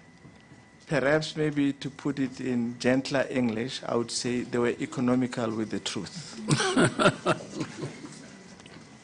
Bokukhulunywa la ukuthi uadvocate ukhulume ukuthi ngoba imindeni ke manje izela ifuna ukwazi ukuzisisa kahle lokho okwenzakele yize abanye baye baziswa ngenkathi ke izigulane zabo zisuswa abanye azange baziswe kodwa okusalayo bona baye bathenjiswa ukuthi hayi ningakhathazeki labantu masibabeka kule ndawo hayi kuzolunga bazonakekela kahle ngendlela efanele uhambuza ke umbuzo ukuthi ingabe uyavuma manje ukuthi ke ingabe uhulumeni ube eqamba amanga yini ngalezo zethembiso usolwazi ke yena uphendula ukuthi yena njengoba engumeli ubona legama lokuthi amanga kuyigama engathi uqinisa kwamagama kanti ke yena uthanda nje ukuthi ngokombono wakhe ubona ngathi bokungekho khono elanele lokwenza umsebenzi lokubizwa phecelezi ukuthi incompetency kanti ke ukhulume futhi ngokuthi lokho kuyakhomba ukuthi ize kuye kwabakhona izinhle noma ke izeluleko zokuthi kukhona ubungozi obungahle buvele uma ke kuqhubekwa ngale project kodwa ke bona ke baye baqhubeka ngokuthi benze njalo kanti ke ijaji nalo liye langena lapho lifuna nje ukucacisa kahle ukuthi ngifuna ucacise nje ukuthi ngabe izethembiso ezathenjiswa amanini noma amalungu wemindeni walabo abagulayo ukuthi ziye zafezwa yini na uye waphendula ngokuthi cha lezo zithembiso konke lokho bathenjiswe khona azange kufezwe ngendaba yokuthi bona babetsheliwe ukuthi la abantu noma izigulane zimikiswa khona kukhona abantu abafunde ngokwanele abangakwazi ukuthi banakekele laba bantu kodwa kwatholakala ukuthi akulona iqiniso lelo uye waqeda ngokuthi mina ke ngeze ngisho ukuthi ke amanga kodwa ke ngibona nje ukuthi hayi akulona iqiniso limsulwa lelo. Thank you, Professor. Just a further point in respect of the families. Am I correct to say that in your report you go so far as to say that the families actually endured emotional and psychological trauma? You can see that even today. Yes. So it's not something that it's endured. They're still enduring the trauma. I mean, most of them here are pained. And that's why I think they've come to this process to seek closure or to seek a better understanding. And part of the reason why I felt that, this process would be a reasonable one to follow was because, we live in a very complex world where there are many truths. There's legal truth, there's scientific truth, there's biblical truth, there's traditional truth. All these are truths that guide people's lives. And no single truth for an individual is adequate. We live in the milieu of those truths. One day you go and pray to your ancestors. You don't understand why you're doing it, but you nevertheless do it. The following day you go to church to pray to God. You do it also. And it's all part of your trying to explain your existence and your guidance in life. That's what we all do. So this process for me was more reasonable because people could talk to each other, could understand, and I could be interrogated like you're doing. I'm not interrogating you. You could clarify things. I understand that. I'm just using the word. So that I think people could understand what I went through in order to compile the report that I've compiled. Ubebuzwa ke ukuthi ke kulombiko kukhona la ekhulume khona ngokuthi labantu ke kube khona imithelela yokucindezeleka kwemizwa nomqondo Professor ke uphendula ngokuthi nanamuhla uyababona njengoba bekhona la kuyabonakala nje ukuthi basazwe ubhlungu basadabukile emoyeni kanti ke futhi beze la ukuthi bazokwazi ukuthi bazwisise kangconywana ukuthi kahle kahle kwenzekeni kanti ukhulume futhi ngokuthi angazi ke kodwa kukhona amaqiniso ehlukile ngoba ke kukhona ngesinye isikhathi uyavuka ekseni usiyophahla amadlozi thina ke abesintu kanti ke uthola ukuthi ngesonto siya le enkonzweni usho ukuthi zonke ke lawo maqiniso la izizathu nje zokubhekelela ezenza ukuthi ke impilo iqhubekele phambili kanti ke akushoyo ukuthi ugcizelela nje udaba lokuthi yebo lokho ke kube nengcindezi kakhulu kwimizwa yemindeni kanye ingcindezi ngokomqondo kwimindeni njengoba kusabonakala namuhla. Thank you, Professor. I'd just like to get to the situation there at CCRC more specifically. Now, in your report, you state that according to you that 25 patients died at CCRC, Siabadinga and Anchor. And they were all three on the same premises, as you indicated. And you also testified that CCRC is not an NGO. No, it's not an NGO. CCRC is not an NGO. So you then referred to, in the report, you also make mention of the multiple transfers of the patients. And you testified yesterday that the individuals that, or the patients that died at CCRC or were transferred to Siabadinga, they were sacrificed for the life Esidimeni patients that needed to come to CCRC. Correct. In your report, it's a bit unclear for me because we know that Siabadinga closed down. The people were again transferred somewhere. Anchor also closed down. So were all those individuals now and patients now returned to CCRC? The patients who went to Siabadinga from CCRC, they were CCRC patients originally. So when it closed, they would have automatically gone back to CCRC because they are registered in the system as CCRC patients. The patients who were at Siabadinga, I'm sorry, at the Anchor, which was another NGO, when it closed, they also were registered as CCRC patients because they were brought through that kind of, I suppose, a form of governance. So they would have gone back to CCRC. That's why, although CCRC is not an NGO, it behaved in a manner that is also not consistent with how it should behave as a rehabilitation center. And it had this confusing management structure or corporate governance that allowed these three NGOs to exist within that, using the state resources to actually to keep them surviving, but not following the proper legalities to deal with that. And just to correct it, when I did my report, it was indeed 26, and when I finalized it, it's exactly 29. 29. Bebuzwa ke ukuthi ke ubuya ke ngalombiko ukuthi ke kukhona ke abantu abayibashona bonke 25 lapha CCRC kanti ke futhi na ukusebenzisana ne Siabadinga kanye neAnchor kanti ke kuye kwakhulunywa ke ukuthi la impilo zezigulani ziye zabekwa engcupheni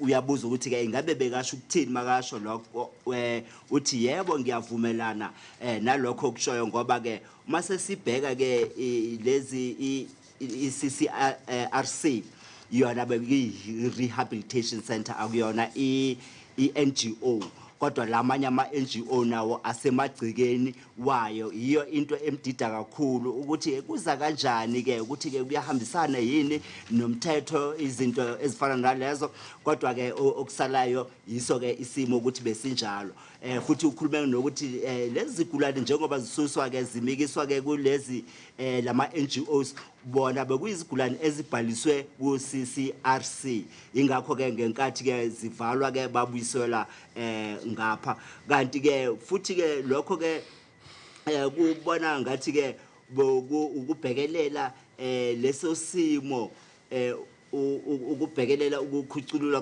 kwaleso simo ngoba ngendlela isivumelwano phakathi kwe-CCRC kanye nalama NGOs asazi ukuthi besemthethweni noma kanjani kodwa ngenkathi siphenya yizo ke izinto esiye sazithola lezo. Professor, to interrupt Advocate Grunewald again, one of the things that give me little sleep is your conclusion that the licensing was irregular, was mainly irregular, licensing of NGOs. Yeah. Now here is the question, which is related to the first question I asked you about the MEC. Was there any pattern, was there any inference could be made in relation to choices that were made in placing mentally ill patients? In other words, I'm asking the question, who was favored? Which NGOs, licensed or not, tended to get numbers or large numbers of patients and therefore large amounts of money, presumably. Also, of course, the obligations. Could you sense, could you detect a pattern other than that some were licensed and most were not licensed? Or infer a motive or a reason for choosing particular NGOs? Well, I think that was very difficult for me to establish. What I did gather was that people were called to a meeting to one of the Life Esidimeni halls and told them that we are going to transfer patients from Life Esidimeni, and this is an opportunity, to provide empowerment to people who can either modify their homes in order to accommodate patients. So that was one thing, and I think a few people got excited because some of them already had homes, so they could extend them, or they already had NGOs, they could extend them. Some already had licenses that were given by social developments, and they could change them a little bit to maybe to fit mental health. Others just had houses that they felt needed to be modified. The problem was when people left there with that excitement, we never knew what was the criteria that was then used to select the ones that were preferred. There was never a clear criteria. And as I say, some were just told, go and change your home or modify, we will give you the license. Now, you don't do that with mental health. I mean, you can imagine, I'm driving a car, and somebody says, no, your disc has expired, but you can drive it, and we'll sort it out some other day. But could you detect patronage, social motivation, political motivation? Could you sense why particular NGOs would have been favored and others not? Well, even if it's an empowerment project. I'm just trying to think through how were they chosen other than a rational, independent criteria that says you have trained people, you have the facilities, you have the care necessary, or were there other considerations that were in play? I think there's a suggestion that, if you had to speak to people, they will tell you that most of the newly established NGOs were in Tshwane. First of all, they were not randomly distributed across the province. It worries me. I'm from Tshwane. Yeah, I know. That's why I'm a bit careful to use. They were from Tshwane, but also. Something I didn't share because I didn't feel that maybe it was part of this. When I first requested from the MEC to give me the documents in order to prepare for my investigation, I requested her to give me all the necessary minimum documents that would help me, especially the NGOs that were used. She gave me 27, and later on I discovered there were 30. So there were 3 NGOs that I was not informed about, and I tried to find out why were these not given to me. One of them, I'm told, was fronting for another one. That one I'm aware. So there was an NGO that I was not given to go and investigate because it was fronting for one of the NGOs that was registered. So it was kept away from me. And another one, of course, I was never told. Well, what does fronting mean here? It means that they were accepting patients on behalf of another NGO that is registered, and they were obviously sharing whatever was coming between the two. So the registered one would claim more, or would claim for what they have accepted, and they will share it with the other one that is not registered, whatever. So there was no criteria, actually, for patients to be put into a place like that. That's why I had problems with the licensing process and the criteria that was used. But there were always rumors about that there were people in the department that knew others in the NGOs, but I didn't feel that I'm competent enough to investigate that kind of process. I had a very clear brief that I must look at the circumstances that led to death, not the circumstances that people were either socializing with each other. I wasn't in that, and it's not an area that I'm very comfortable with. So the real answer is you couldn't detect any patterns. No. That would boil down to personal preferences or patronage or political linkages or social linkages. No, you couldn't find that. No. Thank you. Ijaji belicela ingazelo la ukuthi manje ingabe ngenkathi ke kunikezwa ke noma kumikiswa lezigulane kulama NGOs ube efuna ukwazi ukuthi ingabe bokukhona yini indlela thize esetshenziswayo noma kukhona ama NGOs athandwa kakhulu mhlambe anikezwa abantu abaningi ukuze bakwazi ukuthi bathole imadlana ethe caca uma kuqhathaniswa namanye ama NGOs. Uma ephendula ke usolwazi ke yena ukhuluma ngodaba lokuthi yena akaze akubone lokho, kodwa into eyamcaka kakhulu ukuthi ke ngenkathi eqala uphenyo lwakhe uye wacela uMEC ukuthi amnikeze imiqulu bandakanya ke nawo ama NGO lawo athintekayo. uMEC wamupha imiqulu engu-27, kanti ke ngemuva kwesikhathi mase siqalile ngophenyo kwatholakala ukuthi ke bokukhona ama NGOs angu-30, ukusho ukuthi ke la amathathu wona ke aye agodlwa, azange akhishwe ngalesi sikhathi nginikezwa lemiqulu. Kanti ke ithema ngizobhekisisa kahle ukuthi kahle isizathu sokuthi nginganikezwa imiqulu yalama NGOs amathathu yini, ngathola ukuthi kukhona enye isebenzisana nenye ebhalisiwe kulapho ukuthi zisebenzisana zonke leyana ngathi phambili laba abanye basemuva, kodwa kubantu khona ukusebenzisana uma bebikisa izigulane lapho nabo bakwazi ukuthi babelane ngemali uma ke sebafakile isicelo sokuthi sithole izigulane ezingaka kufanele ukuthi kutholwe imali engako. Manje ke ijaji belifuna ukuqinisekisa ukubuza umbuzo ukuthi yebo ngiyakuzwa ke uyachaza konke lokho, kodwa ngifuna ukwazi ukuthi ingabe uma ubhekile bokukhona yini ukuthi ke kuthandwa ezinye inhlangano ngendaba ukuthi mhlambe kukhona ubudlelwane phakathi kwabo, noma ke ngendaba zobudlelwane bezopolitiki, noma ubudlelwane babasebenzi abasebenza mhlambe kumnyango nalabo abasebenza kuma NGO. Uthi hayi kahle mina lokho ke angaze ke ngikubukisise kahle, kodwa ke ukuya ngale mibiko ekhona la ukuthi noma usolwazi ukhulume ngokuthi yena ke uye wezwa amahlebezi afana nalawo ngenkathi ephinyisisa lolo daba, kodwa ke uthi yena ke wathatha isinqumo sokuthi cha mina akuwona umsebenzi wami lo, mina bengibhekelele ngicashele ukuthi ngizophenya ngalezi hlakalo ezenzekile, kanti ke uye wagqila lapho ekutheni aphenye ayenze lo mbiko. Thank you, Justice.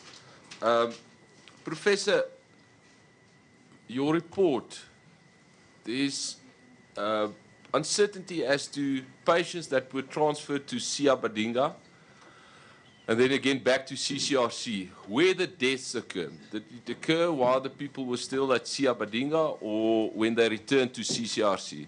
So did they die at the hands of or under the NGO or under the department, if I can put it like that? Because I see the acting CEO said no, it's actually at the CCRC. I think the 10 patients that I spoke about died at Siabadinga. They did not die at the CCRC.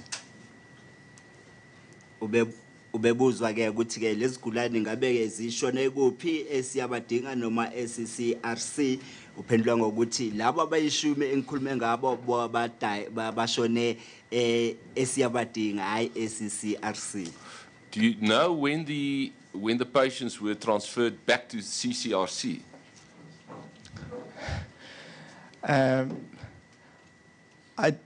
You see, the deceased patients could not be transferred. They are deceased. Yeah. But they later on they closed Siabadinga. I don't have the date in my head when it was actually finally closed because there was a dispute between CCRC, the department, and Siabadinga, and they had to close it. But I'm not aware of the date. Yeah. Okay. Yeah. On that point, Professor, we have another individual here who has died on the 3rd of August 2016. He was a patient at CCRC. He was transferred to Siabadinga, and he was then transferred back to CCRC. We have his death certificate, and he is also not on the list of the deceased persons. So we would also request that the list be extended to include his name. But as indicated by Justice yesterday, we will approach you and we will provide you his details, and perhaps you can just, confirm that for us. Can I just return back to this issue and maybe I will clarify. I needed to clarify this because yesterday I was given a task of 11 patients that had been brought by Section 27 and that died outside my period of investigations. And I want to put it this way. I do have a list of deceased patients up to the end of August. I have that compiled. Now, of the 11 alleged, or they became 9, I think, as we discovered it, there were about 6 that actually fell within the period that was outside my investigated period, but they are in the extended list of patients that have died. So it's not that I did not have them, but there are 3 that certainly were left life Esidimeni long before the control period, even before I started my investigations. So those will have to be excluded from the process. So I just hope. But was it before the launch of the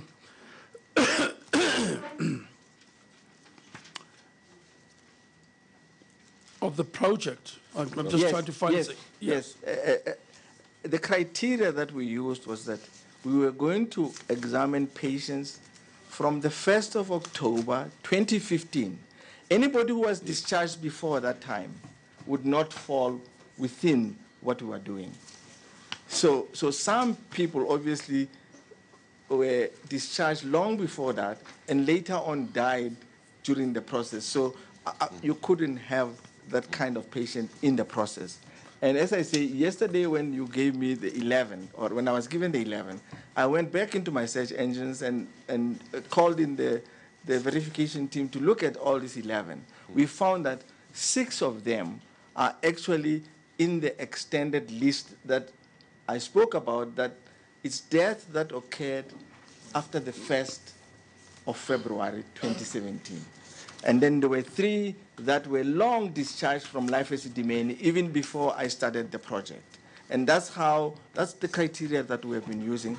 But I'm quite happy to receive that and look at it and evaluate it again. Prof, let me just clear this in my own mind. What is the effective date of Gauteng Mental Health Marathon Project? The announcement I understand the control period that was chosen for your terms of reference. Yes. I'm more concerned about, on your investigation, when did the Gauteng Mental Health Marathon Project start? In October 2015. And when did your terms of reference period start? We started it at that time. We actually discussed how are we going to actually, what criteria are we going to use to investigate this process? We said, let's go back to when the project was actually initiated and track the people that were transferred from there, from Life Esidimeni, up until the end of the period. And it turned out that between the months of October to the month of April, roughly about 16 patients were being transferred from Life Esidimeni to the various NGOs. And it was only in May and June that there was this so-called, the big migration. For those of you who want to watch television, you remember the wildebeest migration in Masai Mara? That is what happened here. The big migration of patients took place in May and in June. I think it was... Which is after April. Yeah, as I say, from October 2015 to April, the transfer was about, as I say, 16 patients per month were being transferred from Life Esidimeni to the various NGO. It was almost like a controlled period of transfer. And then there was a stampede in May and June. I think it was over 800 and around 500 in those kind of numbers. But people who subsequently died after what you call the stampede, were they the subject of your investigation or not? I remember that that was the period when I was not investigating. No, I follow, I mean subsequently. Yes. Yes. Did they fall within the period of investigation? The list that I reported yesterday, it's all the... That's the Life Esidimeni arbitration that continues today. But right now in Parliament, Minister Ayanda Dlodlu is sitting in Parliament, of course. She needs to report about the appointment, the appointment, of course, of the board and financial statements. Let's go there live. Reaching about 28 million viewers per week. SABC 2, 26.9, and SABC 3, 21, respectively. We still are not doing as well as we should in terms of SABC News and Enco because our digital migration is not progressing as well as we would like to. And these are the two areas that we are focusing on next year to make sure that there's an uptake on DTT and that our masses are able to access those channels. I think we started talking about the interventions. The minister started giving a response on what we are going to do about the stuff that we didn't do so well. But just to give a background is that these are the four pillars that these are the four pillars of the SABC. One is financial sustainability, content and platforms, human resources and governance. So from a financial sustainability point of view, we operate, as a public broadcaster, we operate in a very commercially driven environment because of our funding on advertisers, but we also have an issue around the cost of the sports rights. So it's a very difficult environment from that point of view, but we have been able, in spite of all of that, we have been able to achieve in the year under review, we've been able to achieve effective coverage of elections. We were also able to cover the Olympics and some of other big sporting events. But at the end, of the fiscal, which was March, we then hit a financial crisis, and I think that it's important to say that yes, the crunch happened around March, but I think that the problems were coming through the year in terms of the performance in the last fiscal. We had a lot of reasons from how we changed strategies from TV license collections, and also there were cutbacks in the TV licenses. We also had a problem in the implementation of a system at the beginning of the fiscal. So that has led us to where we are now in terms of the net loss that we have reported, which is a net loss of 976 after tax. And that is comprised by the decline in advertising revenue, which decreased by 5%, and also the sponsorship decreased by 18%. Now, the way that sponsorship works is it's very important to have certainty around the programs that you have, because what happens is people buy in advance. So if there's certainty about programs that they're going to be able to sponsor, they're able to do that. Now, when the strategy changes midstream, you can almost be certain that sponsorship will not be realized. TV license revenues also decreased by 7% because we changed our methodology of collections. And I think I would just like to say at this point that with us having gone back to the way that we were collecting prior, the past 2 months the past 3 months have shown a huge improvement. I think with June showing an improvement of about 17 million month on month, and in this month of September, we are showing an improvement of about 30 million in collection. So we just want to also thank the public for showing confidence in us again and starting to pay their TV licenses. We really appreciate. From an operational expense point of view, the numbers remained pretty much static from an expense point of view. And the reduction that we saw was really because of the big number of payout stroke people that left the organization. But the big issue is that at the end of March, we had 81 million in the bank as opposed to 800 million the prior year. So that really got to eat into our reserves, because when you have such a low cash reserve and your revenues are not coming in, you start to put pressure on your reserves, and that's how we ended up eroding that 800 million that we had at a point.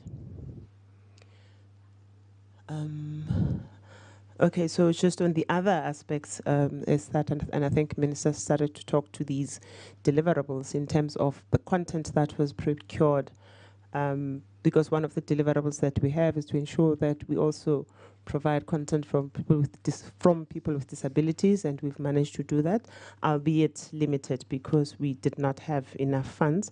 There's also the challenge that we have with the provincial procurement because of the lack of infrastructure. So you find that a lot of people move to Johannesburg, and we are very mindful that the only way to achieve success and a turnaround on this is for us to actually form partnerships with the provinces so that we were able to enable it. But SABC can't do it alone. It's just because of the lack of infrastructure overall. We've also seen that SABC radio has also continued to do well, achieving a 71% audience share. There was also some progress that was made around the technology infrastructure, but one of the key projects that could not be completed is the one that the Minister spoke about around the FCC automation. That is absolutely broadcast critical for us because that's how we transmit, but due to financial issues, we really at higher risk from that point of view, so that has been halted because the supplier would like 50% upfront payment, because I think that's where we are now, that people are wanting money before they can provide any service, which is very difficult for us to trade with. And then there's, yeah, that's pretty much it. From a human resources point of view, we did not do well at all, because as Minister said, there was no performance management, but I'm happy to say that at this point, we have signed with all the group executives. They've got a deadline until the 15th of October to sign with all the general managers, and it's going to trickle further down. Training and development was also an issue that we did send people out, but not in the specific skills that we should be focusing on. And I think from a workforce plan point of view, we are currently reviewing the operating model, and we're going to also be taking on the work that's going to be done by the Public Service Commission, which is also going to assist us in terms of reviewing our model and also doing a skills audit. Group internal audit did a lot of work, but I think that as members would know, that one of the big complaints was that their recommendations were not being implemented by management, and this is really just an issue of discipline, which I think there's a renewed commitment from management to actually follow through the audit recommendations and implement those, because it was clear in the past year that had that base work been done, we would not be having some of the challenges that we found ourselves having through when the Auditor General came to. So I think at this point I will hand over the numbers to the acting CFO. Thank you. Morning to the members, and thank you for the opportunity that you've afforded us to present to you. Just on the financial statements, on the first page, on slide 17, we actually detail the opinions that we've had, in the past 7 years, starting from 2011, where we started with a qualification with one paragraph of emphasis. But where we are now, we are sitting with an adverse opinion that we got from the AG with 6 paragraphs, which is a huge regression from where we were, if you look at 2014. So the first point, and I'm sure this was dealt with when the AG presented to the committee, the first paragraph was relating to the going concern issue, which we've dealt with extensively to highlight the fact that SABC is unable to pay their debts as they become due on a monthly basis. So we all know that on average we need about 600 million to actually meet our obligations, which is not the case right now. So this is actually covering that point. And then the second issue related to irregular expenditure, which I'll be dealing with in the next 2 slides to give the details of where we are with irregular expenditure. And then the third paragraph dealt with property, plant and equipment. So this is a big issue which is actually tied to the deferred government grant as well, where SABC, we as the SABC were unable to actually substantiate the balance that's sitting in our books. So a lot of work has to go this year, to try and address that issue. And then the other issue dealt with trade and other payables, which is a basic, accounting issue whereby we have to do monthly reconciliations with for all our suppliers, which led to SABC has not been doing, and therefore this came out. And then the deferred government grant, as I've alluded to, relates to the property, plant and equipment. And then the accumulated, and then the AG actually raised an issue about the misstatements that were found in the financials, which were accumulated and reflected in their report. So in the next slide, we actually show what the irregular expenditure was.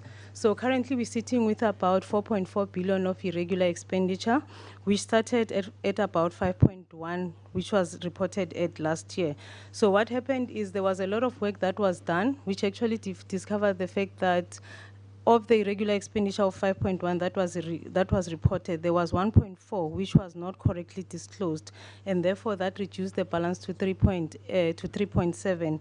And then in addition, what arose in the 2016-17 year, which is the current fiscal that we're looking at, is the 686 million, which ended up giving us a balance of 4.4.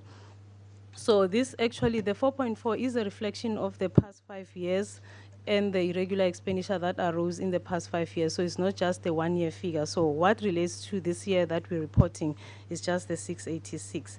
So in terms of the details of what makes it up, it's more around the procurement process, where we never obtained a minimum number that's required by the SCM policy, which was 71 million.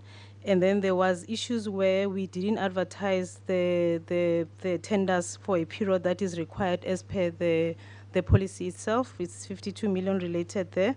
And then the incorrect evaluation and the criteria that was applied, there was 33 million that was actually coming out of that. And then there was irregular awards that were done due to lack of planning. So this is where we're finding ourselves with pressure of us avoiding to be black on air, where we actually have to actually continue and procure as not required by the Act, by the policy.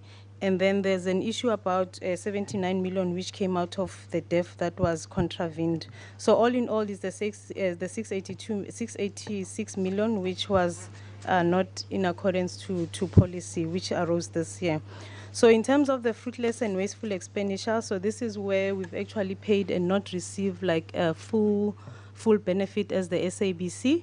The breakdown there of what makes up what the movement is for this year is that 74 million.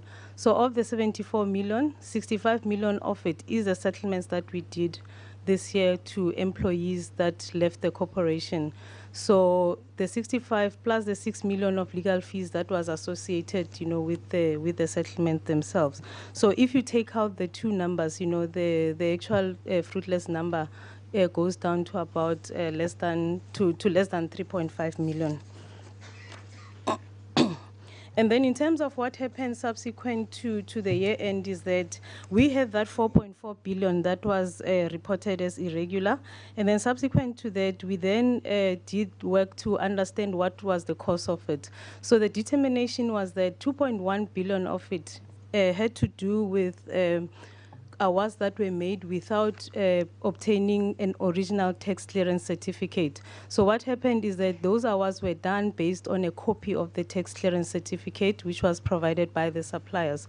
So we then applied for condonation for those for the 2.1 billion, which we were granted by the interim board.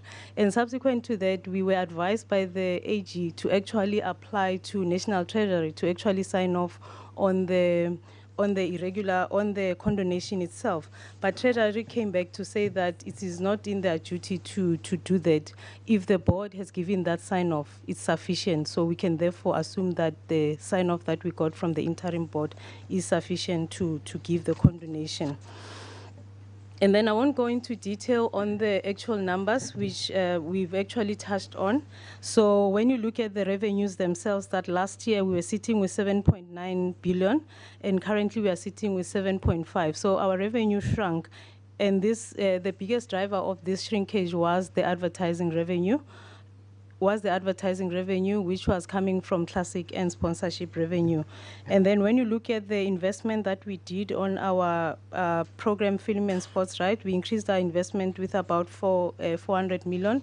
So the increased investment was a requirement due to us increasing as well our local quotas. So that actually led to the loss that we're currently seeing of about 1 billion before tax and 976 after the tax. So the reasons that we are actually outlining, which are coming in the next page, are due to the revenue decline, which we've talked about. And then we've seen as well that our cash reserves have actually shrunk. So we've invested about 300 million in capital projects, which are outlined on the financial statements to be more broadcast related and purchase of improvements to our properties. And then we've actually increased as well our investment in meeting our mandates, which is more for sports and the events of national importance. And then we had an increase in our royalty fee payments. Initially, we were paying royalties for radio at about 3% of our revenue, based on 3% of our net revenue. But however, this decision was actually changed to pay revenues at 4%. So that actually led to a decrease in our cash resources and our profitability. And then what we did as well, we had additional investment in content costs, which was the 80-20 and the 90-10 investment in music quotas for radio. And then the other was minimal, which was the increase in the personal cost, which was above inflation, and increases as well due to settlements that we had. And then this slide here actually shows us the split of our revenue. So we are still highly dependent on commercial revenue at about 76% of advertising, plus 5% coming from, which comes from sponsorship.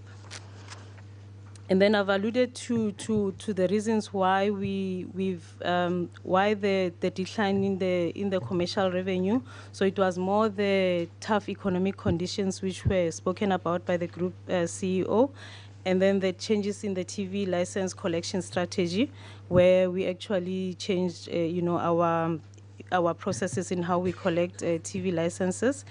And then the other issue was more related to the investment in the local content, which was an effect that we had of 29 million on radio and 183 that we lost on TV.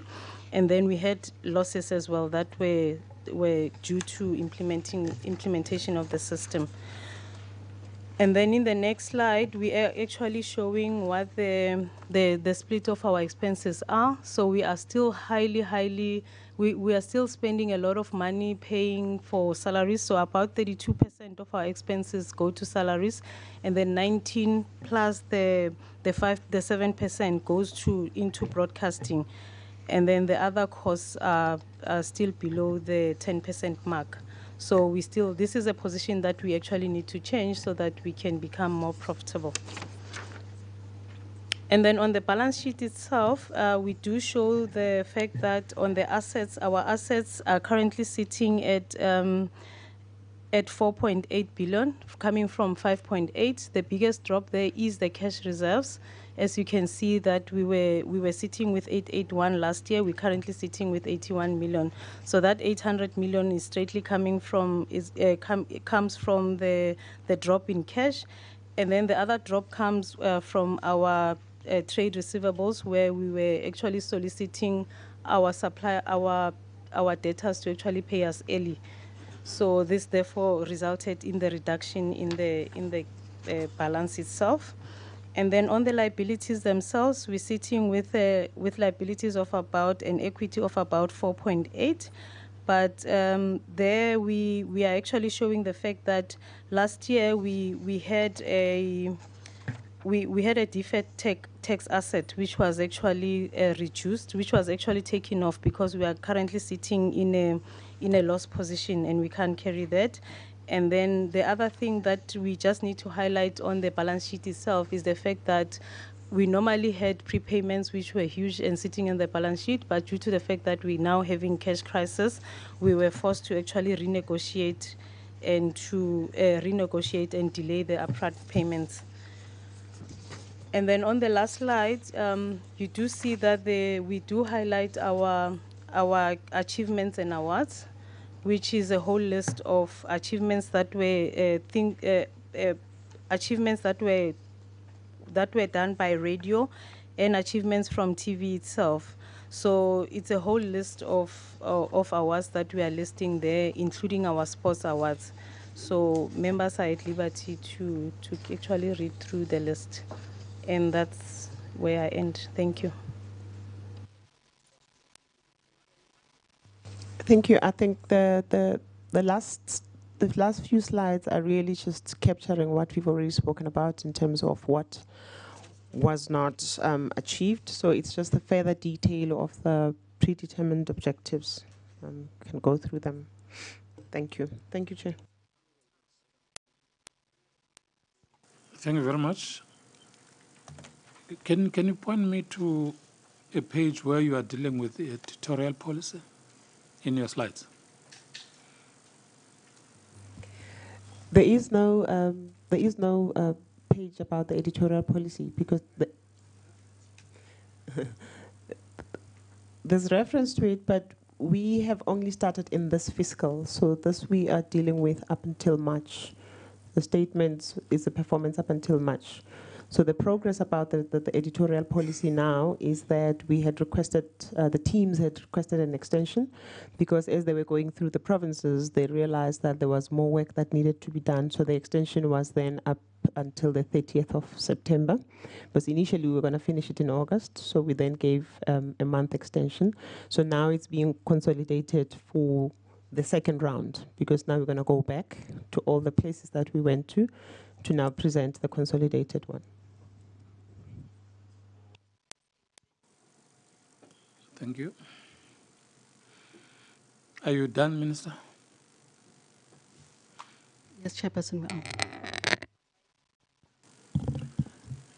Yeah, Bongo, that's the report of the SABC progress report on SABC third quarter. Why do I talk about that? Why do I talk about quarter report when it's annual reports? Correction, it's an annual report. Members, let us engage on the report. Honorable Van Dam. Thanks, Chair. I think the presentation and the annual report confirms what we've known and was revealed during the SABC inquiry. Gross financial mismanagement, irregular expenditure in the billions, wasteful expenditure, severe losses. So it confirms what we know. So what I'm interested in is more the way forward. I think we've spent a lot of time talking about the problems at the SABC. So now I am interested in moving forward. What's being done to make sure that we don't come back here next year and we have the same conversation like we've had over the last number of years about the SABC. I would like next year for the SABC to come and present a glowing annual report showing no irregular expenditure, no wasteful expenditure, and showing an SABC that we can be proud of. Because I think we've spent a lot of time as Parliament investing in finding out where the problems are. So I must be honest and say I am a little bit worried about the direction that things are going now. And I have a few questions about the way forward. Now, we know that the interim board had spent quite a bit of time advertising for the top 3 positions and interviewing, and then in fact told us that they'd found suitable candidates, which were now awaiting the minister's approval. Now, we know in media reports that on Sunday that the minister had apparently requested that the interim board chair provide her with those names so those names can be approved by the ANC's deployment committee. That for me is seriously concerning because the reason why the SABC has found itself in the situation it has is because of political interference, it's because of people deployed to certain positions because of their close proximity to the ruling party. So I'd like the minister to confirm whether this is indeed true, that she requested that she be given those names for approval by the deployment committee. And then also the minister has now said that she's not happy with those names of the top 3 individuals that have been interviewed. What are the reasons for that unhappiness? I think we need to be taken in confidence as Parliament about who those individuals are, what their CVs are, why are they not suitable. I think we need to be taken into confidence. What is wrong with those individuals? And then also, quite importantly, what's the way forward now? Are the positions going to be re-advertised? What's going to happen? Where's the process as we speak? What's the way forward? And then I'm also concerned about what decisions have been taken over the last 3 weeks that the SABC has been without a board. We know that there's certain decisions that must meet board approval. In terms of the SABC charter, the board is ultimately responsible for the affairs of the SABC. They're the accounting authority. That's why it was actually difficult for us to even have this meeting without a board here, because they are the ones that ultimately account to us. So what decisions have been taken over the last couple of weeks, particularly financial decisions? The 11 million bonus that is shown in the annual report that was paid to Hlaudi Motsuneng, we know that the interim board was withholding that until Hlaudi paid back the money. Is that still the case? Has that money been paid to him? Where's that money? The disciplinary action against James Aguma, has that been held in abeyance until a board has been appointed? What's going on with that? So my concern is about a lot of the decisions that the interim board had taken. Where are those decisions now? What's happening? Have any of them, been changed? And then, Minister, the SABC board appointments. I am very concerned also that you were involved in that process, because in terms of the Broadcasting Act, it's very clear that Parliament interviews, vets, and recommends, and then it is the president that appoints the board. There's absolutely, in terms of the Broadcasting Act, no involvement of the minister. I think it was not the right decision for that to be put in your lap, and you should have, in fact, referred it back to the presidency and said, it is your role, Mr. President, to make sure that you appoint the board. It is not my duty to make sure that I undertake the vetting process, particularly if Parliament, the body that is in charge with recommending those names, has already done thorough vetting. I think you should have referred that back to the presidency, because in public you became associated with the person that was appointing the board. You were the spokesperson for it. You were the one responding to queries. You should have referred it back to the presidency, because it's not actually your job. It's the president's job. And then in terms of some of the reports that I read was that there were some members that were requested to submit additional documentation. I don't know if I read that correctly. Was it some or all? Were all candidates that were recommended vetted a second time, or was it just some? And if it was just some, why is it just some? How was that decision taken to vet some of them and not all of them? And what basis were those some candidates vetted? I think that's all for now, Chair. That was the only hand. Oh, Honorable Kungbele.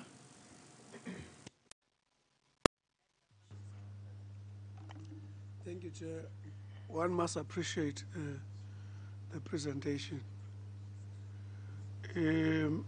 General to the Minister,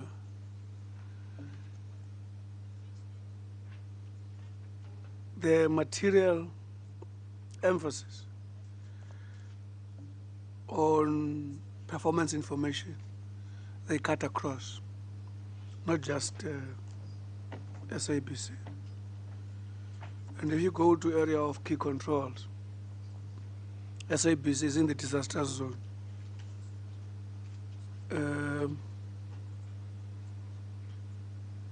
Without repeating in things that the honorable member have said, that I think what we need, Chair, without repeating what the AG said, is that there must be a day where the department, together with entities, present to the committee, because I think this is what has been missing a number of times, present to the committee a plan to correct these issues. Because that is not being done, they keep on being repeated. For instance, so, one is looking at the use of these words, which would be nice under normal circumstances, but the content that insults them. For instance, we speak here of the strategic outcome-oriented goals. One went to your heading, financial sustainability, content and platforms, human resource governance. What one can pick there, what is the intended to be done over what period, before that which is, and what is envisaged and what is going to be done. Let me put it this way. For instance, if you go to financial sustainability and you say goal, remember we meet you quarterly. When one looks under that thing goal there, one doesn't know what you intend to achieve in a quarter. Same apply to all of them.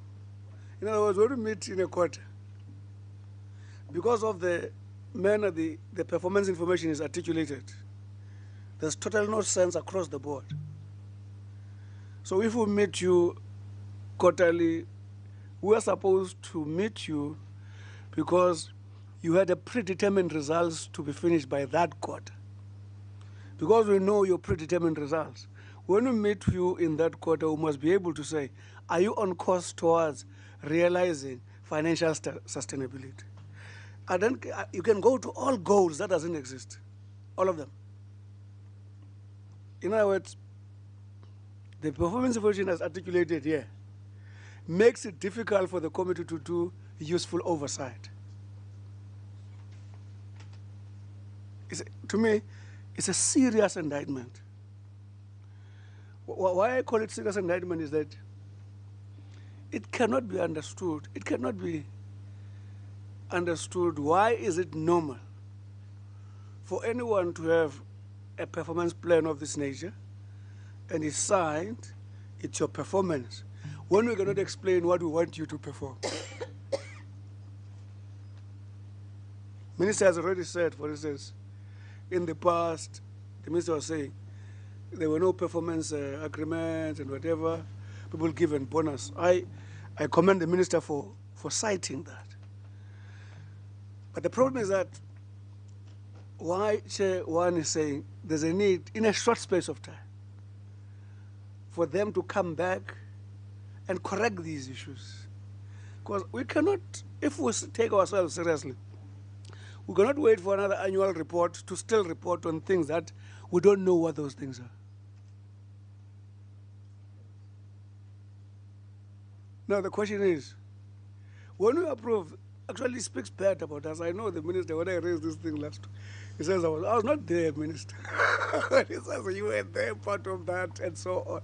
I was saying, minister, that under normal circumstances, we're not supposed to approve budgets with a senseless information of this nature. Because it also speaks about us, Chair, as a portfolio committee. When you say we approve budget, we approve the budget to do what? It's not clear here across the board.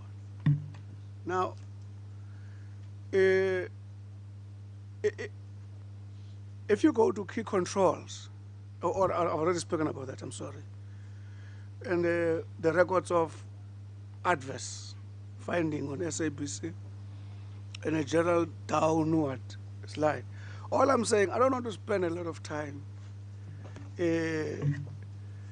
repeating what we've said a number of times, because even your short presentation, which seeks to, because when I read the main document, I thought when the presentation comes, maybe it will assist us to get clarity, because the point is, I thought if we read these things alike in the same way, you would say, I was not there. I know that's an easy one to say.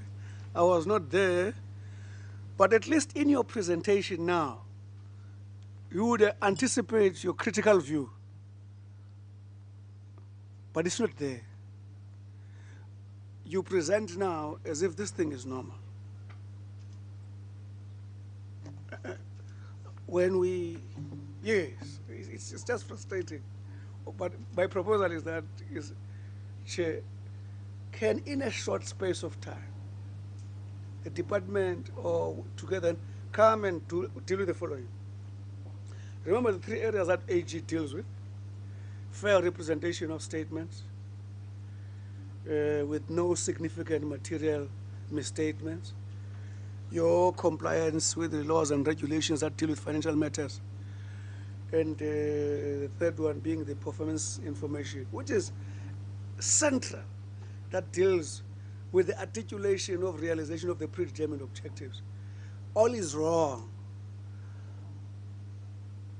A month is even too long, Chair, for them to come to us and demonstrate how they intend, in the one that will be monitoring now, making sense in this. I thought there's a lot of things that I hear, and one, in the words of Honorable Van you do want to repeat things that we have seen that are there, but I agree and follow that process.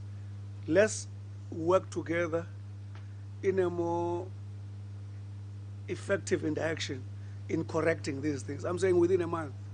Can the department with the editors come and say, because there's another thing, the last one, Chair, is when that comes, can we be presented, Minister, with what is the oversight unit, the state of readiness of the oversight unit of entities? Because the biggest money of the department, where it goes to entities. Is it 95% or 75% or something like that? Yet, you don't have a sense that the oversight unit, AG, if you were here, we challenge the AG that on the oversight unit, there's no material, there's no material emphasis. Yet entities are in trouble Yet the unit is supposed to be dealing with the state of what to call, of entities. But how does oversight unit get that brilliant color when what it's supposed to do is at a 0 level?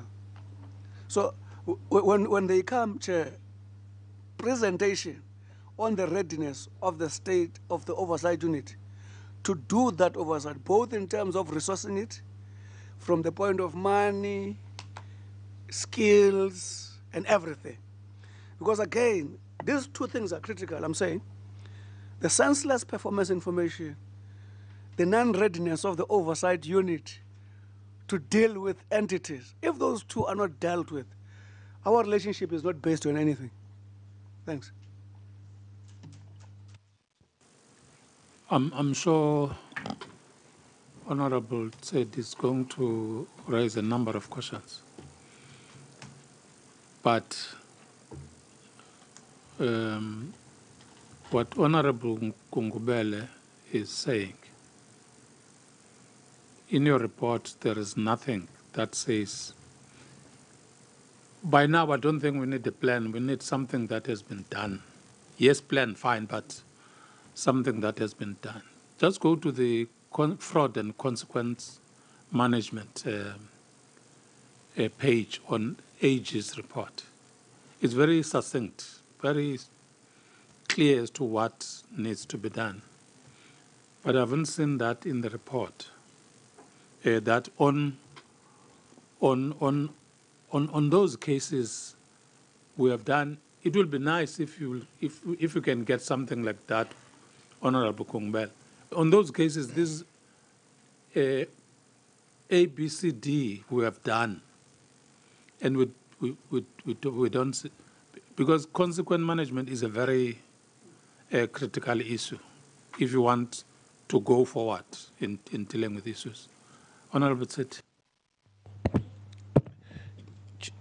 I think one other reason why we are in this state of affairs, you'll remember at some stage we had agreed on a principle which says that every time the entities and the department come to appear before the committee, we'll need briefing on the issues that we have raised in our past engagements. Yes. Whether they're coming here for a quarterly report or an annual report, at least we need a briefing on the issues that we have raised in our previous engagement. Because then there's no reason why we must call people here. Because these issues that we raise, like today, we're not raising them for compliance purposes.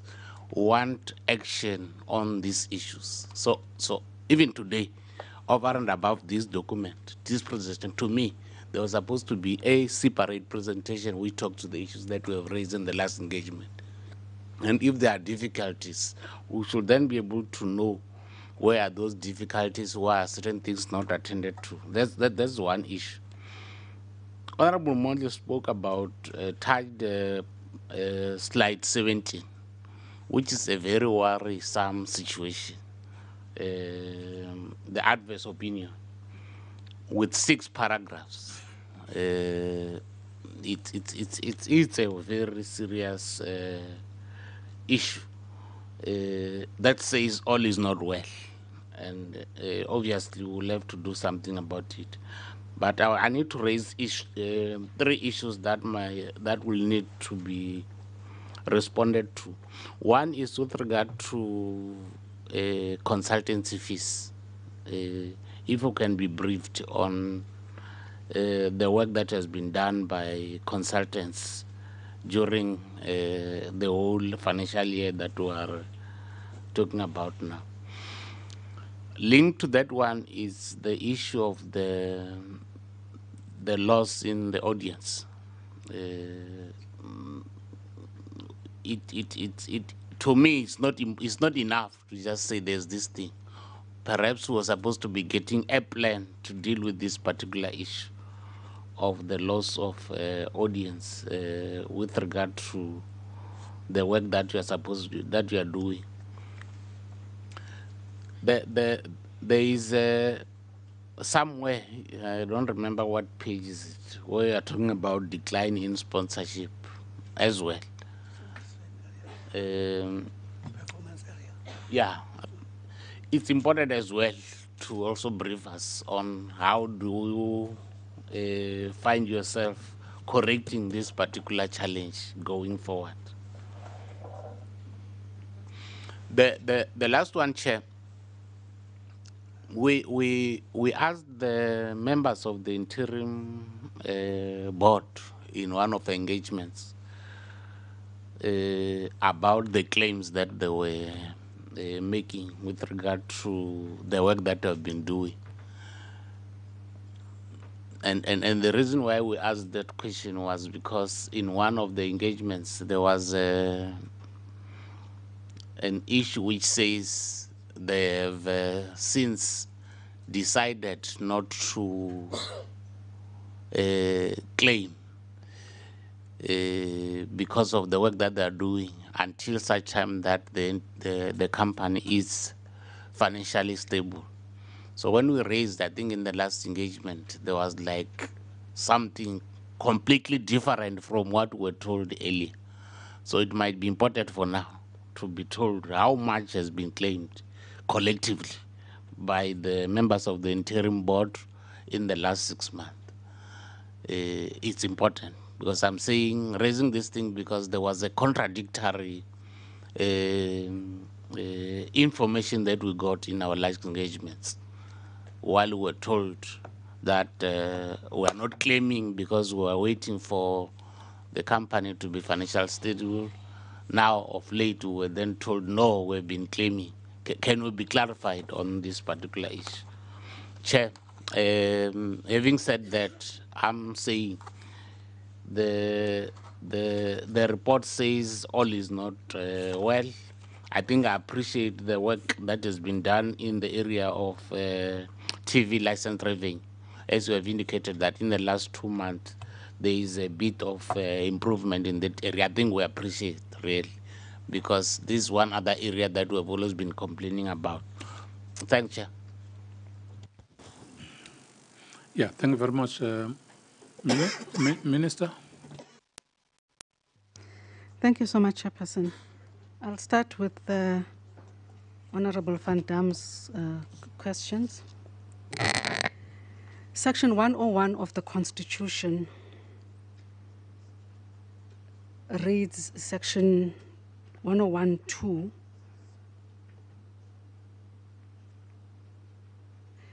A written decision by the President must be countersigned by another cabinet member if that decision concerns a function assigned to that other cabinet member.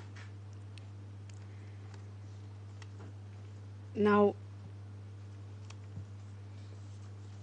whether or not I was supposed to have gotten involved in this process, I think the Constitution is very clear on that. But the extent of my involvement is another matter.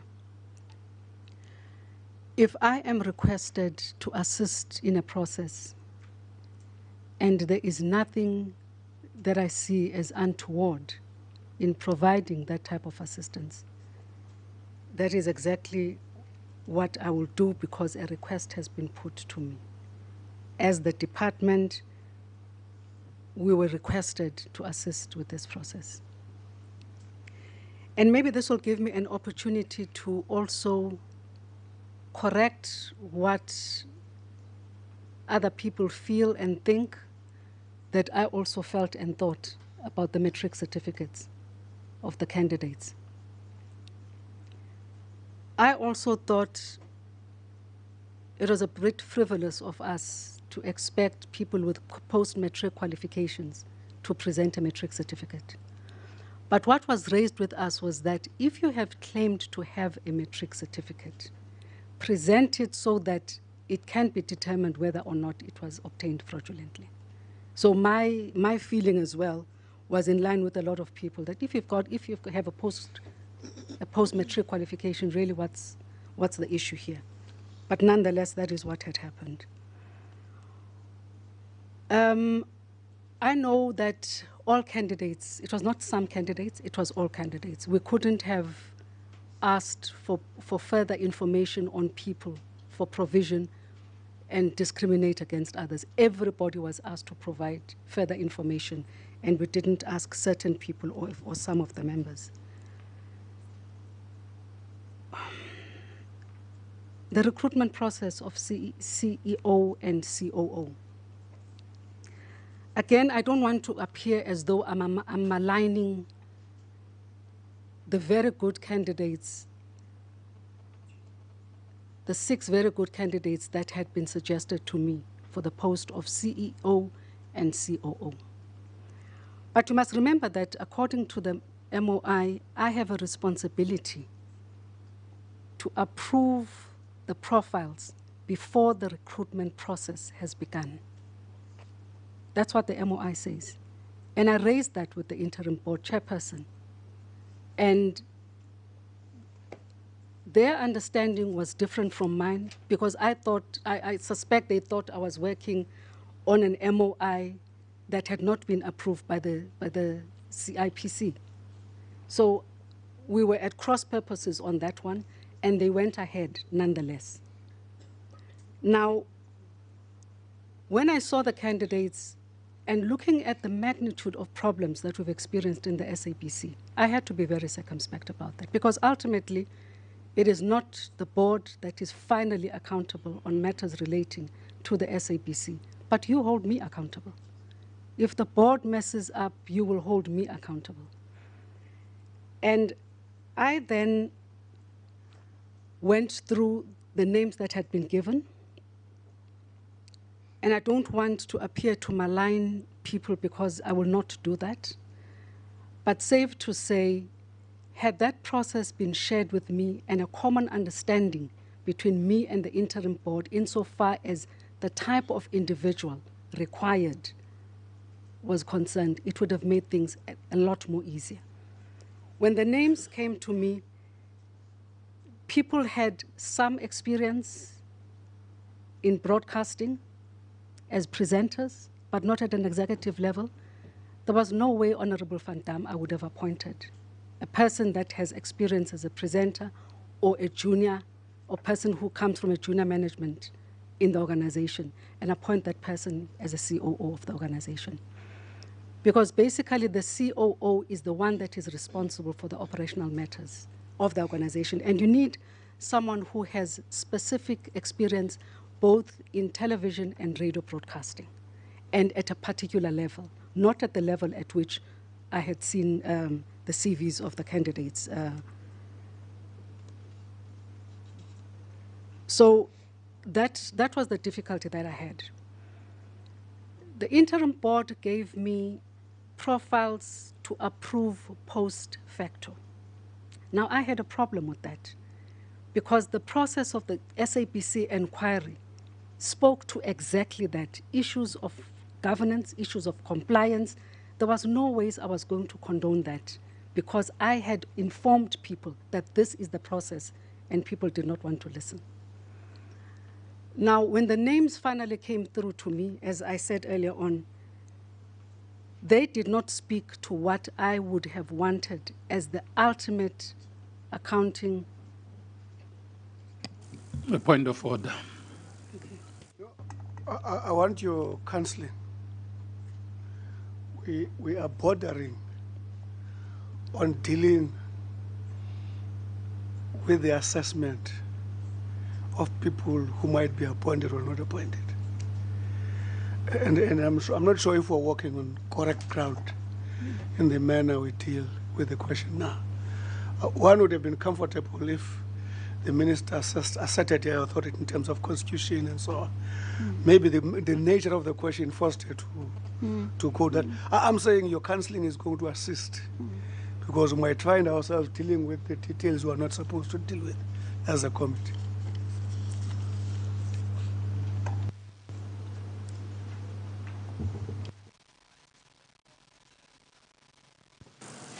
Yeah.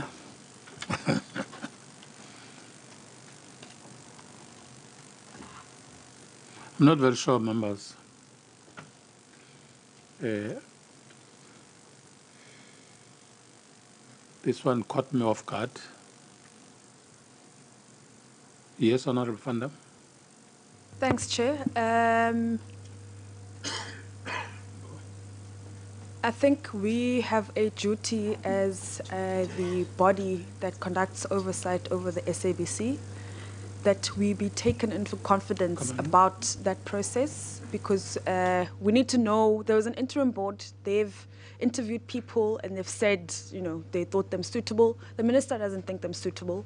I think this is an issue that's very key to the way forward that we discussed about. That's the information we want to know about. How does the problems at the SABC get fixed? So I think that's very, very critical to actually what we're discussing, because even Honorable Gungubele said what he would have liked today is a report about what is the way forward. So I think this is central to the way forward, making sure that there's permanent top management. So I don't think there's anything wrong that we put ourselves in a position where we're now assessing candidates. I think we need to have this information as Parliament, and I don't think there's anything wrong with the manner in which the Minister has reported it to us. Dolash, can see you want to talk. Chairperson, thank you very much. I think the manner the question was put really maybe forced the Minister to get into that detail she had to get into.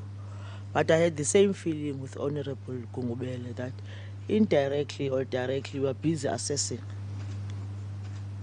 I don't think it's fair. I think it suffices for me, for the Minister to say, I was not taken into confidence by the interim board. And that should just end there. Because my worry is for us to do something that will come back to haunt us as a portfolio committee, because before us there's no item that seeks to assess or even to review the process that was followed. So I had the same feeling. I think the question was put. She had to give that explanation. However, we're bordering exactly to what Honorable Gungubele is saying. I think for me, if you can just end it there, note the fact that the Minister had these difficulties with the process. And we are in a very good environment of having to have a new board that, in my view, will have to be properly inducted for the understanding of the role of their role and the role of the shareholder. I think those issues should be really dealt with, especially by the portfolio committee, because if they aren't, they come back to be a problem for ourselves. So that will be my take, Chairperson. Thank you. All right. Honorable Kalago. I think so far, I don't think there's anything so far wrong on the approach of the Minister, based on the question itself, as the members have said. I think the only thing we can, because this is in the public domain in the first place, and whether correctly or wrongly the Minister have been accused on papers publicly, I think it's correct that she clears those issues and take us into confidence, because already this is in the public domain, and it has been reported several times by the media. As long as we are not getting into, I couldn't agree with this one because of skills 1, 2, 3. That's what we must run away. As long as the Minister doesn't get into that, so that we don't find ourselves having said we have actually assessed them. But I think the trend, she's right. She must actually answer and explain herself, so that also she clears her name. Because yes, she has been accused of getting involved in areas which I think there is a committee who want just that to be cleared. As long as we're not getting into what qualifications of the candidate, what who qualifies or who doesn't, as long as we're not getting into that, I think she's right. Okay, thanks. Can you proceed, Minister, with that understanding? Thank you very much, Chairperson. I think I was very clear from the onset that I really would not want to malign any of the candidates, because truly speaking, they are very good candidates. but I outlined what I was expecting based on the problems of the SABC. And I might have gone into some other territory that I shouldn't have gone to, but it was all in an attempt to try and explain this thing of this minister who is not empowered to intervene on issues relating to the appointment of the three, which really is my responsibility ultimately. I'm the one that approves the position of a CEO, COO, and CFO according to the MOI that is currently operational. And if I may just go through it, it says that the CEO, CFO, and COO shall be confirmed by the minister before being appointed by the board, pursuant to the board having embarked on the following processes. The board shall present the terms and conditions of appointment, that is the employment contract, to the minister for approval. I don't know what's going on. There is some interference. There is a cell phone. It's Van Dam.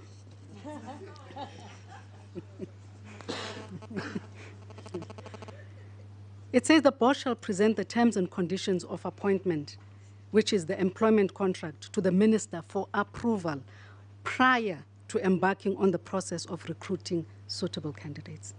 Now that process starts from advertising right up to the final countdown of the 6 people.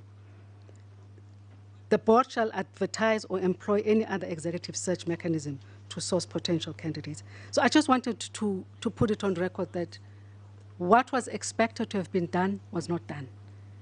And because we come from that situation in the SABC of non-compliance, I was not in any way going to condone a process that did not take this into account. I'm trying my very best to be a good minister to the department and also the entities under my control. So I will do that, but I will not interfere in operational issues of the SABC. That I will not do. So I think I've covered that one, Honorable Van Dam.